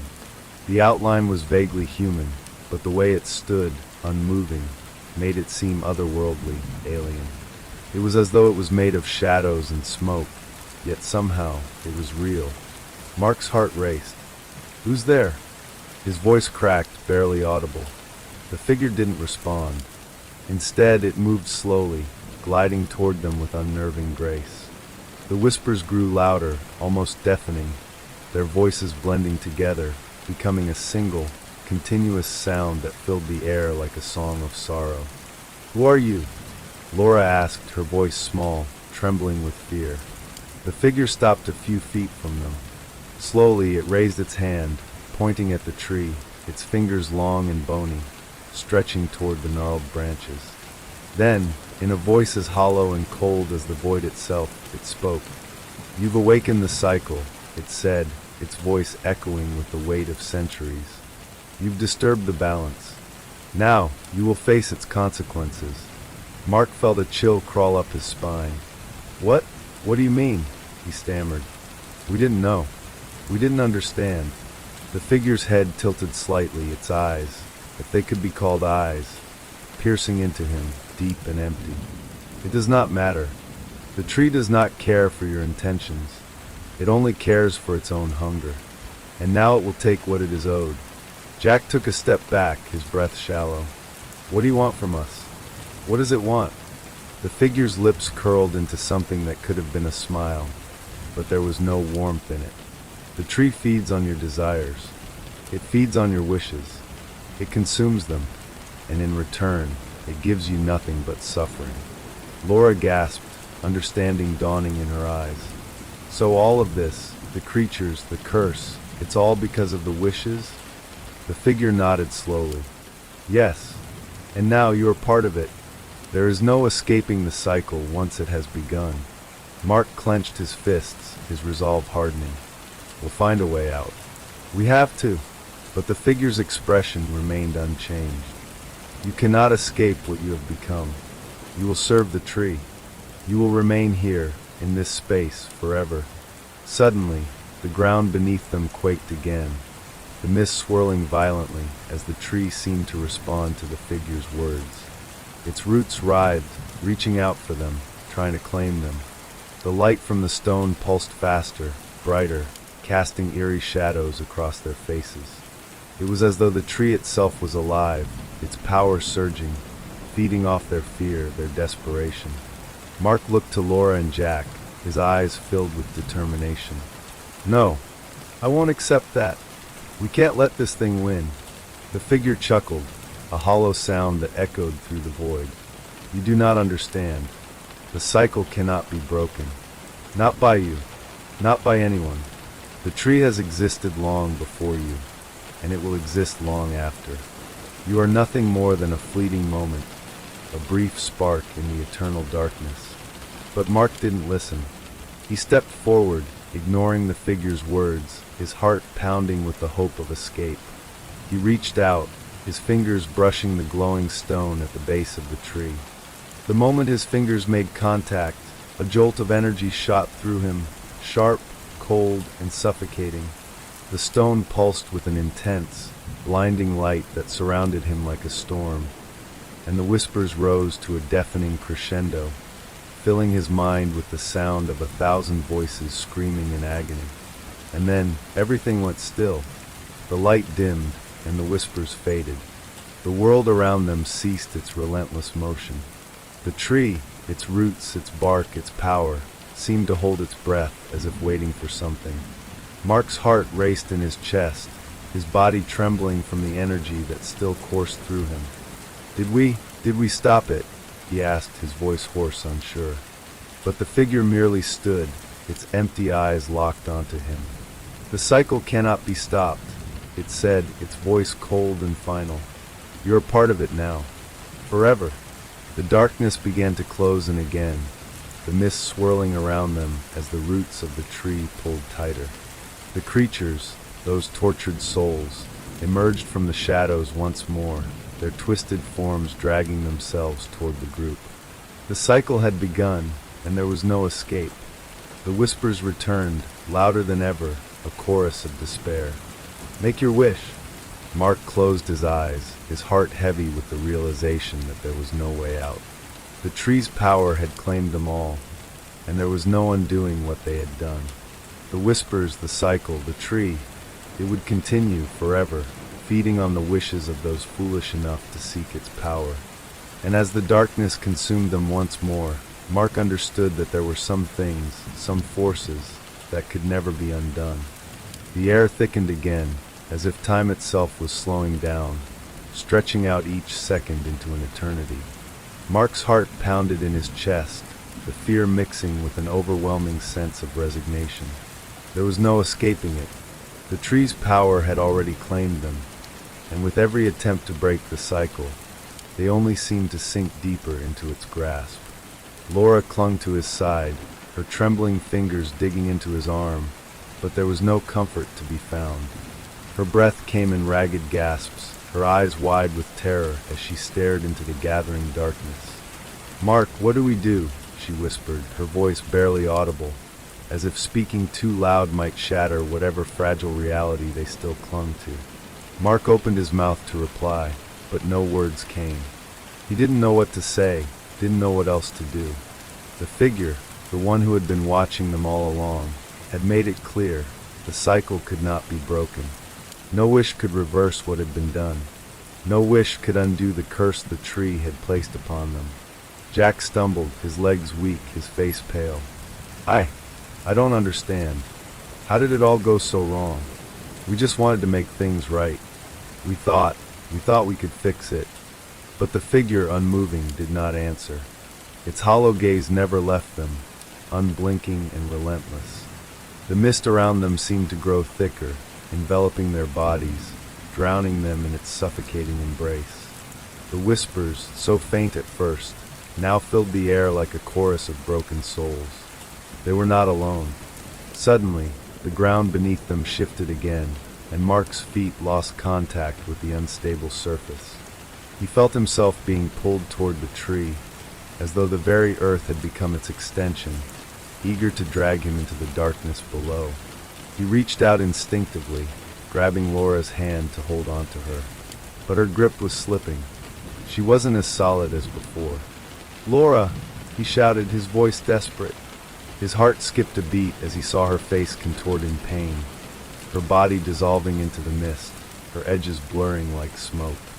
She was fading, slipping away like water through his fingers. "No! Laura, don't go!" But it was too late.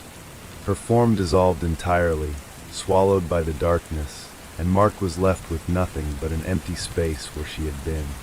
"Laura!" he cried again, his voice breaking as he reached out into the fog, but it was pointless.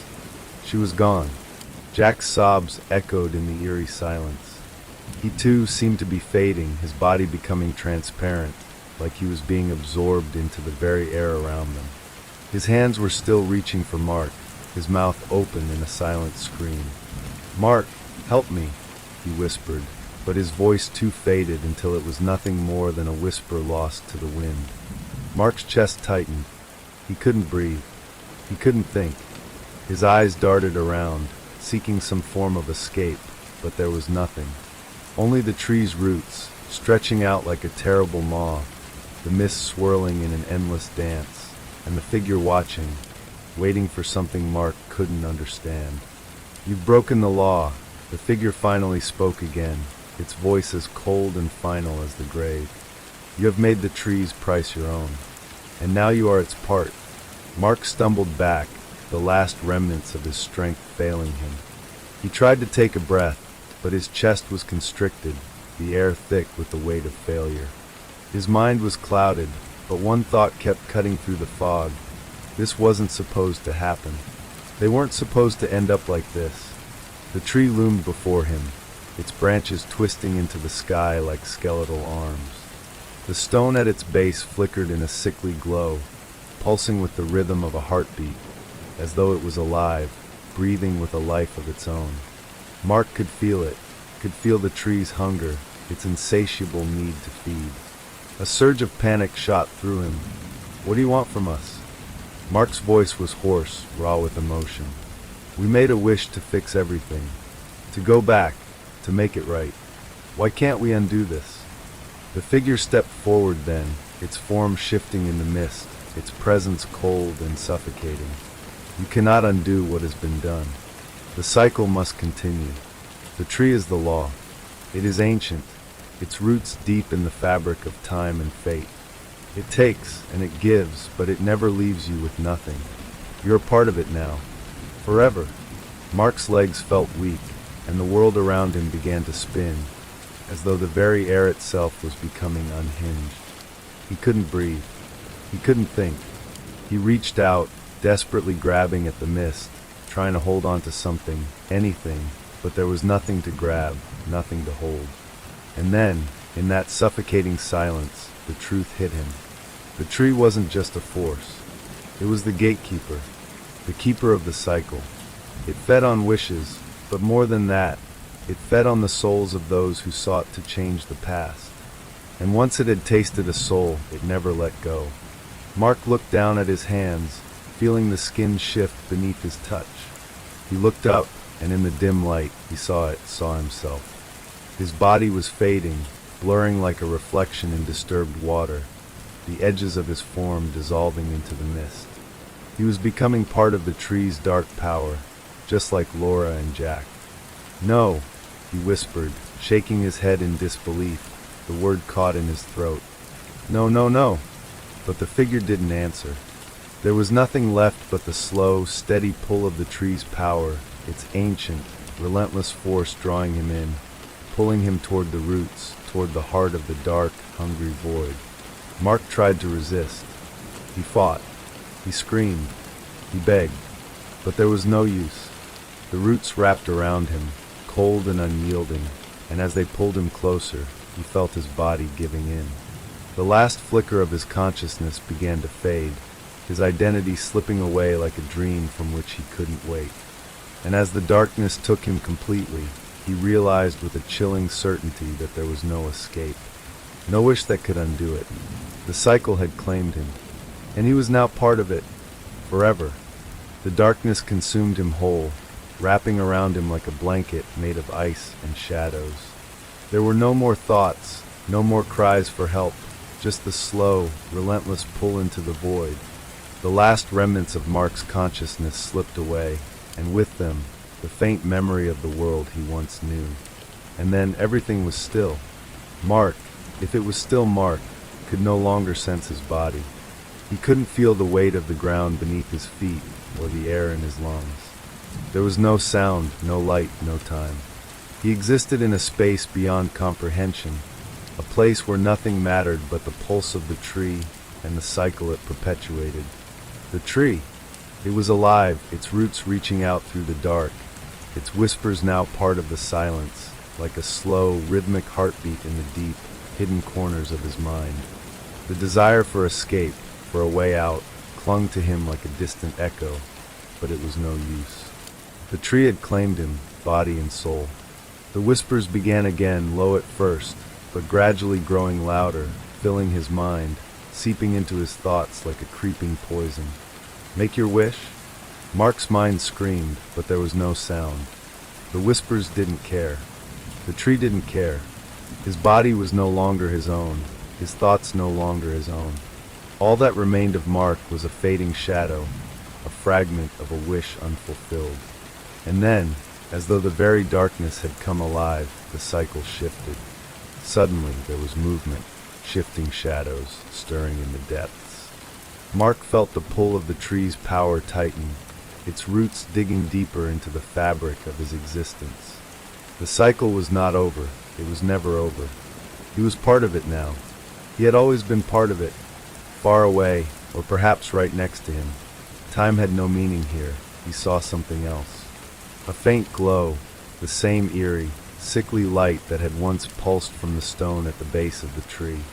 It flickered like the light of a dying star, casting strange, twisted shadows over a new, unfamiliar landscape. His awareness sharpened just enough for him to realize that he wasn't alone. The whispers intensified, but they were not his own. They were the voices of others, other lost souls like him, who had come to the tree seeking to fix something, seeking to change their fate. They too had made wishes, and the consequences had been the same. And there they were, hundreds of them, stretching into the darkness, their forms shifting like smoke, their faces distorted, frozen in an eternal expression of fear and regret. You are not alone, a voice, unfamiliar and distant, murmured. We are all part of the tree now. You will join us. Mark's chest tightened. He tried to speak, but no words came. The figure before him, if it could be called a figure, was but a shadow, a broken thing that stretched and distorted in ways that defied logic. Its face, or what was left of it, was an empty mask, its eyes hollow, its mouth a thin, twisted line that never moved. But the voice continued, haunting and endless. Do you understand now, Mark? You are no different from the others. The tree has claimed you. It always claims those who wish to change fate. It is inevitable. Mark wanted to scream, wanted to fight back, but there was no fight left in him. The weight of the curse was too much, its grip too tight. He felt his thoughts slipping again, losing their shape, dissolving into the blackness around him. The whispers, the voices, the unearthly presence of the tree, it was all consuming. He was drowning in it. I'm sorry. The voice came again, almost a whisper, as though it were apologizing for him. But there is no escape. Mark could feel the presence of the tree, the overwhelming, unyielding power of it, pressing in on every side. It was a force beyond nature, beyond understanding. It had always been here, and it would always be here. The cycle would never end. As the last remnants of his identity crumbled, Mark's mind was drawn into the endless chorus of the lost. There were faces, so many faces, each one twisted with horror and regret, each one a reflection of what he had become. He saw himself in their eyes, saw the same terror, the same hopelessness. And then, the darkness thickened once more. He felt himself being drawn deeper into the roots, pulled farther from any sense of self, until there was nothing left but the whispers, the darkness, and the tree. The cycle continued, the power of the tree growing stronger, feeding off their despair, feeding off the wishes that had bound them to its will. As Mark's form disappeared into the endless depths, swallowed whole by the ancient power that ruled over them all, the whispers slowed. But only for a moment. A new face appeared in the fog, another soul drawn to the tree's hunger, another soul eager to wish and change their fate. And the cycle began again. Make your wish. The whispers beckoned once more, a chilling reminder of what awaited those foolish enough to seek out the tree's power. The forest remained still, the air thick with an unnatural silence, broken only by the soft rustling of leaves in the wind. The tree stood at the heart of it all, its roots stretching deep into the earth, its branches reaching high into the heavens, waiting for the next lost soul to come along, to make the wish that would bind them forever to its dark and insatiable hunger. And so the cycle would continue forever. The night grew silent again, the forest holding its breath as the last of the whispers faded into the ether. The tree, its gnarled roots stretching deep into the earth, loomed over the forgotten path like a guardian of ancient cursed secrets. It waited, patient, unyielding. The power it held was boundless, a force that could not be stopped. And as the last echoes of Mark's existence dissolved into the darkness, the tree remained eternal. In the distance, a rustling sound reached the air, faint at first, barely noticeable against the quiet of the woods. A figure appeared on the horizon, just within the shadow of the trees. The figure moved hesitantly, glancing around, seemingly aware of something lurking in the darkness, something unnatural. He was a man, no different than the others who had come before him. Yet there was something in his eyes, a flicker of something more, something that made him pause as he approached the clearing. This new soul, his name was Ben, walked slowly, his feet dragging with an odd reluctance, as though every step felt wrong. He had heard the stories, of course. There were whispers of this place, a place where wishes were granted, where people came to fix their broken lives. But Ben hadn't believed them. He had thought it was all superstition, until his own life had crumbled, until he had lost everything. Then, desperation had driven him here. As he approached the tree, a strange pull seemed to tug at him, something magnetic that he couldn't explain. He tried to shake it off, to push the fear back, but the closer he came, the stronger the feeling became. The air thickened, the hairs on the back of his neck standing on end as the very atmosphere seemed to change, becoming heavy, oppressive. He stopped just at the edge of the clearing, staring at the tree's massive, twisted trunk, its branches stretching up like skeletal arms. The whispers started, faint at first, then louder, growing in intensity, filling his ears, drowning out all else. "Make your wish," the voice hissed from within the tree. It was a voice like no other, deep and ancient, yet chillingly familiar. It echoed in his mind, settling there like a parasite. What is it that you desire most? What is it you would change? Ben's heart pounded in his chest. He looked around, searching for some sign, something to prove that he wasn't losing his mind. The forest was still, too still. The mist curled around the tree like an ethereal veil, hiding what was beyond. A flicker of light, that sickly, pulsing glow, caught his eye. The same glow he had heard about, the one that drew people to the tree. It pulsed in rhythm with his heartbeat, matching the steady thrum of his fear. He stepped forward, his legs trembling. He had heard the stories, whispers of a tree that granted wishes, but each wish came with a price that was too steep for anyone to pay. But now, standing here, staring at the ancient thing that loomed before him, he felt a strange sense of inevitability. He had no choice. He had to try. The whispers grew louder, the voices now swirling around him, suffocating him with their demands. "Wish," they murmured. "Wish, and you will have everything you want." Ben closed his eyes, taking in a shaky breath. His life had been reduced to ruins. His career, his family gone. Everything had slipped through his fingers. If he could just make it right, if he could just undo the damage he had done, the mistakes he had made. "I wish," he began, his voice barely more than a whisper, trembling with fear. "I wish I could have it all back. I wish for my life to be as it was, to fix everything, to make it right." The words left his mouth, heavy with the weight of his desperation, and as soon as they did, the ground beneath him seemed to tremble. The tree's roots shuddered, stretching and writhing as if alive. The sickly light grew brighter, blinding him, and for a moment he thought he could feel the tree's eyes, hidden deep within the bark, watching him, waiting for him to understand the gravity of what he had just done. But it was too late. The moment the wish was spoken, the price was set. The tree's whispers grew louder, a chorus of voices that filled his mind, each one urging him to look closer. As the light flickered and pulsed around him, Ben's gaze was drawn downward to the roots of the tree. There, half buried in the dirt, were figures just like him, their forms twisted, their faces frozen in expressions of horror and regret.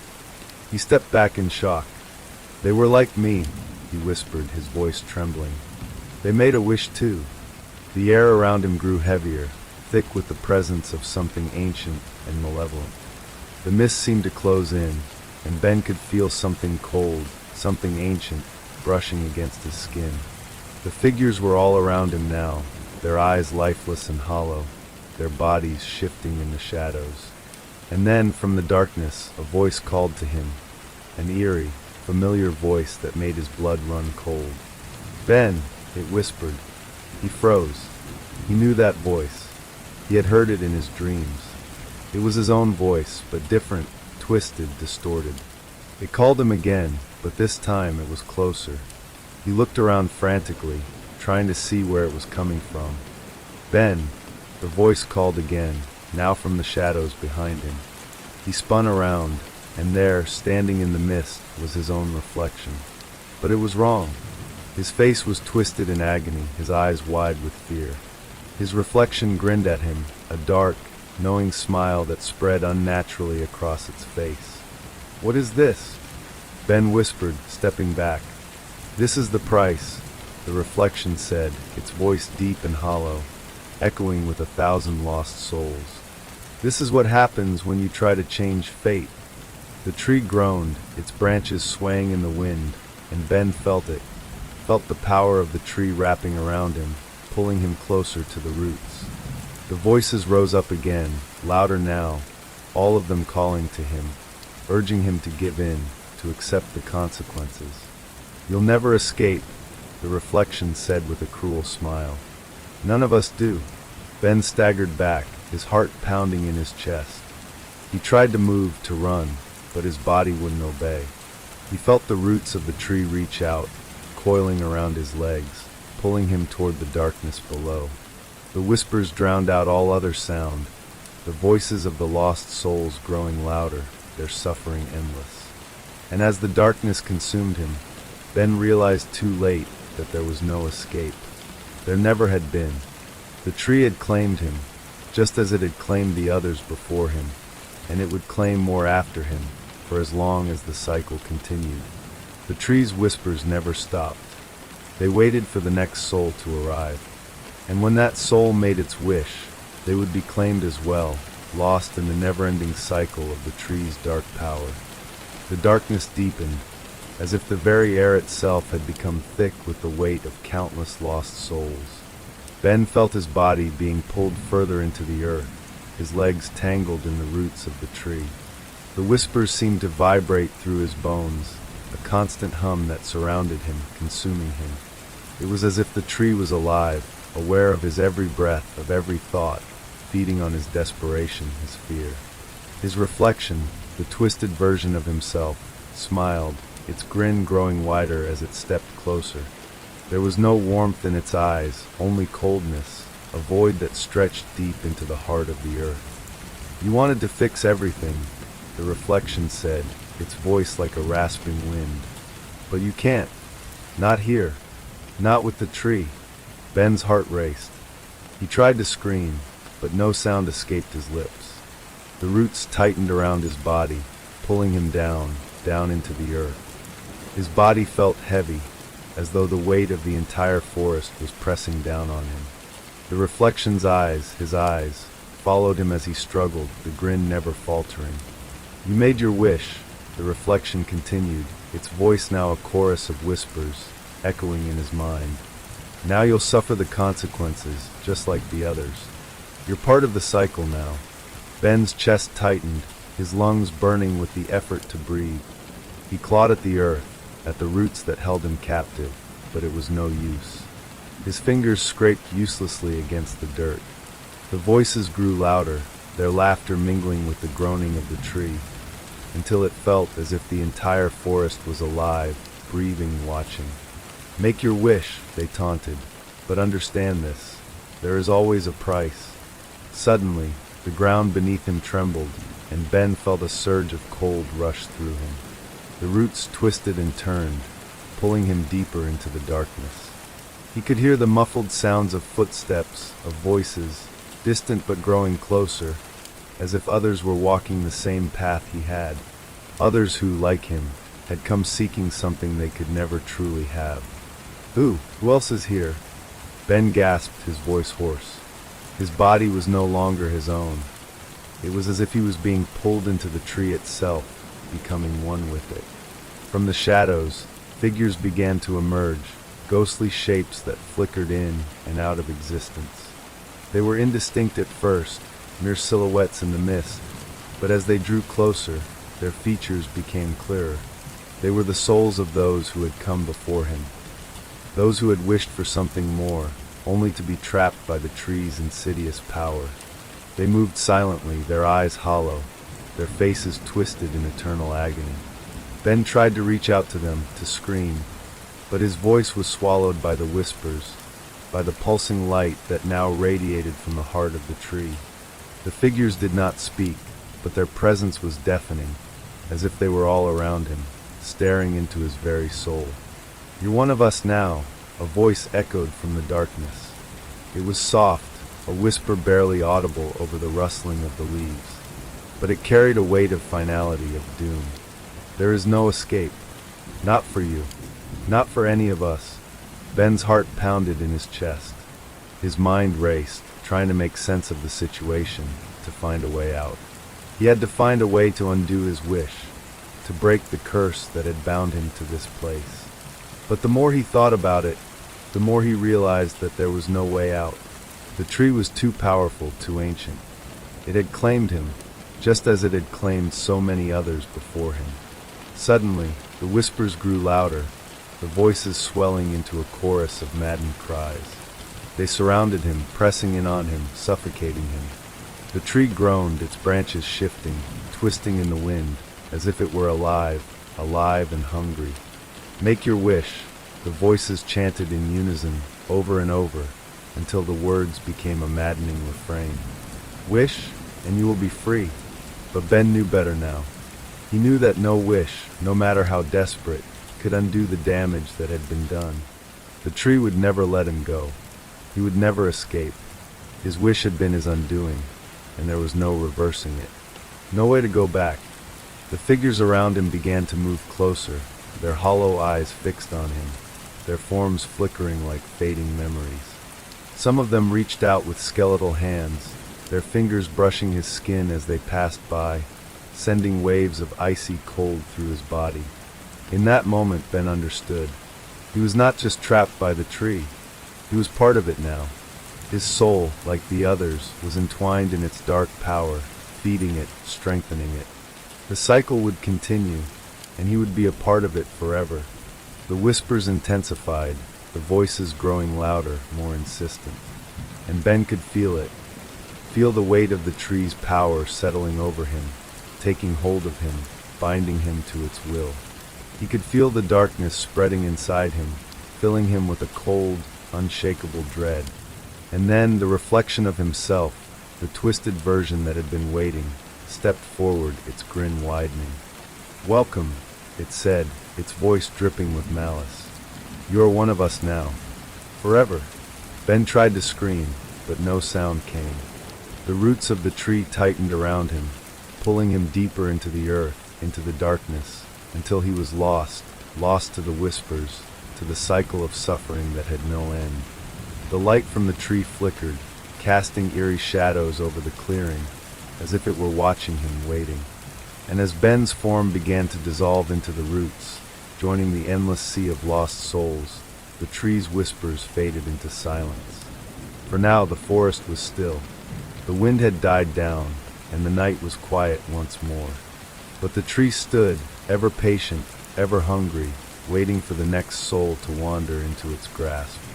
And so the cycle would continue. For as long as the tree stood, there would always be a wish. There would always be a price.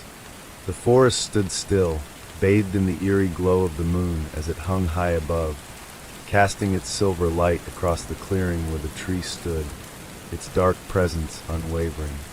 The whispers had died down, but the air still felt thick, as though it were holding its breath. The only sound that remained was the faint rustle of leaves in the breeze, and the occasional groan of the tree's ancient limbs. But deep within the earth, where the roots of the tree coiled and twisted, something stirred. A faint tremor ran through the ground, subtle at first, as if the earth itself had shifted in its sleep.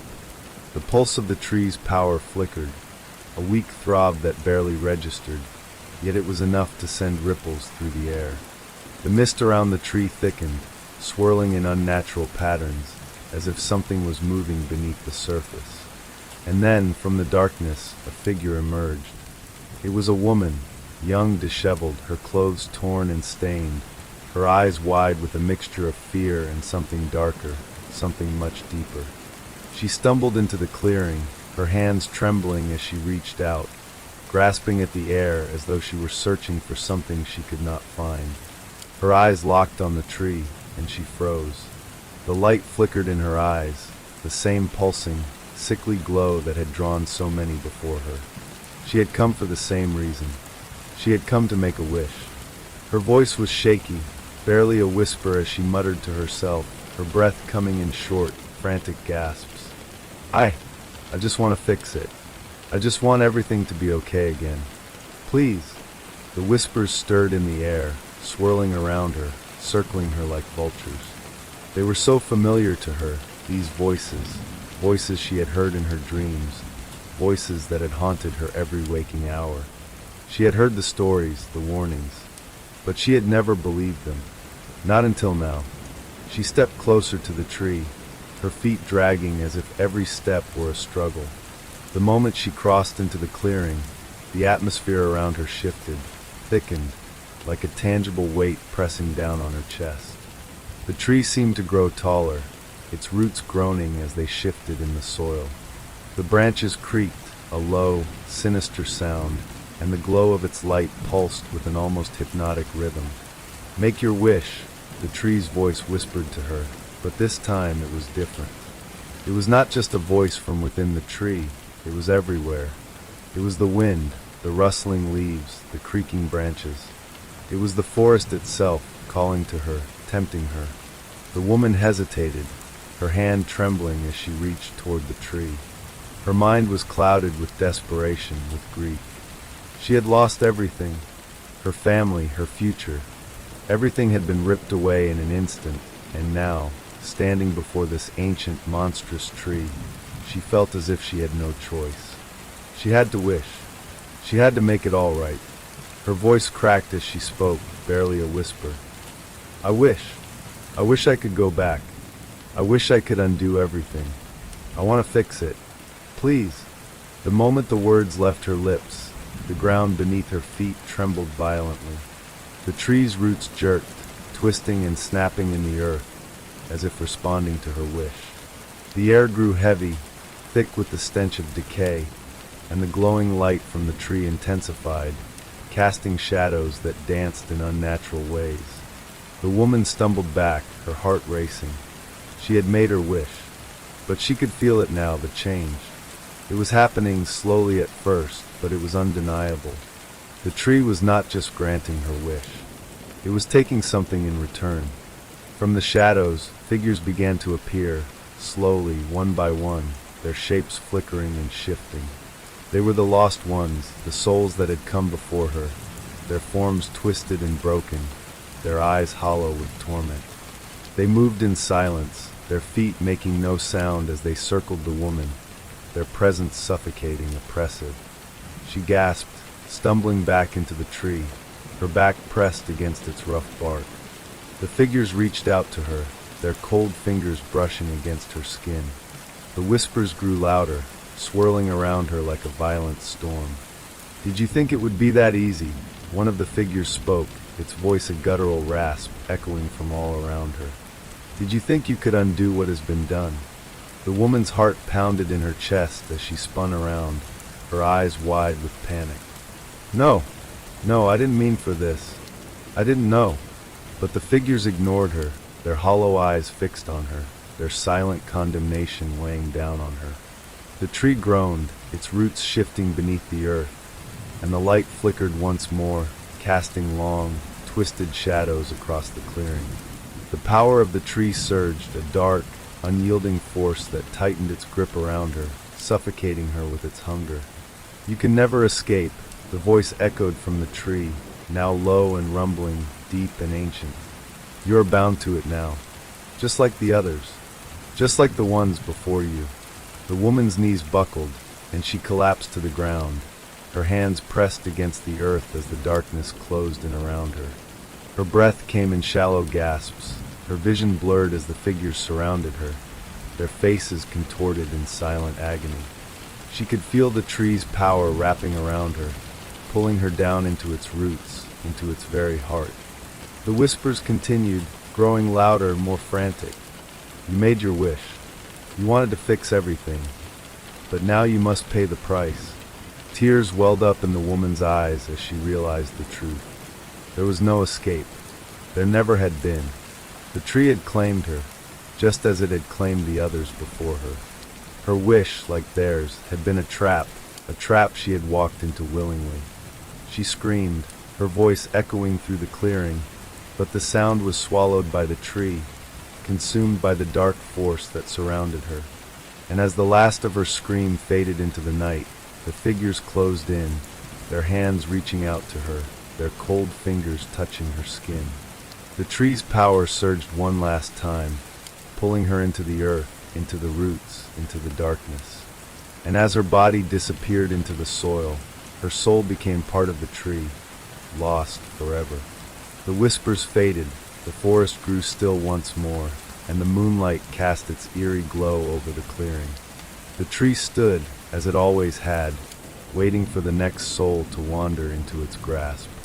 And so the cycle would continue, for as long as the tree stood, there would always be a wish, and there would always be a price, and the darkness would grow stronger. And that's the end of tonight's stories. Keep listening to the sound of rain and fall into a deep, peaceful sleep. Sweet dreams.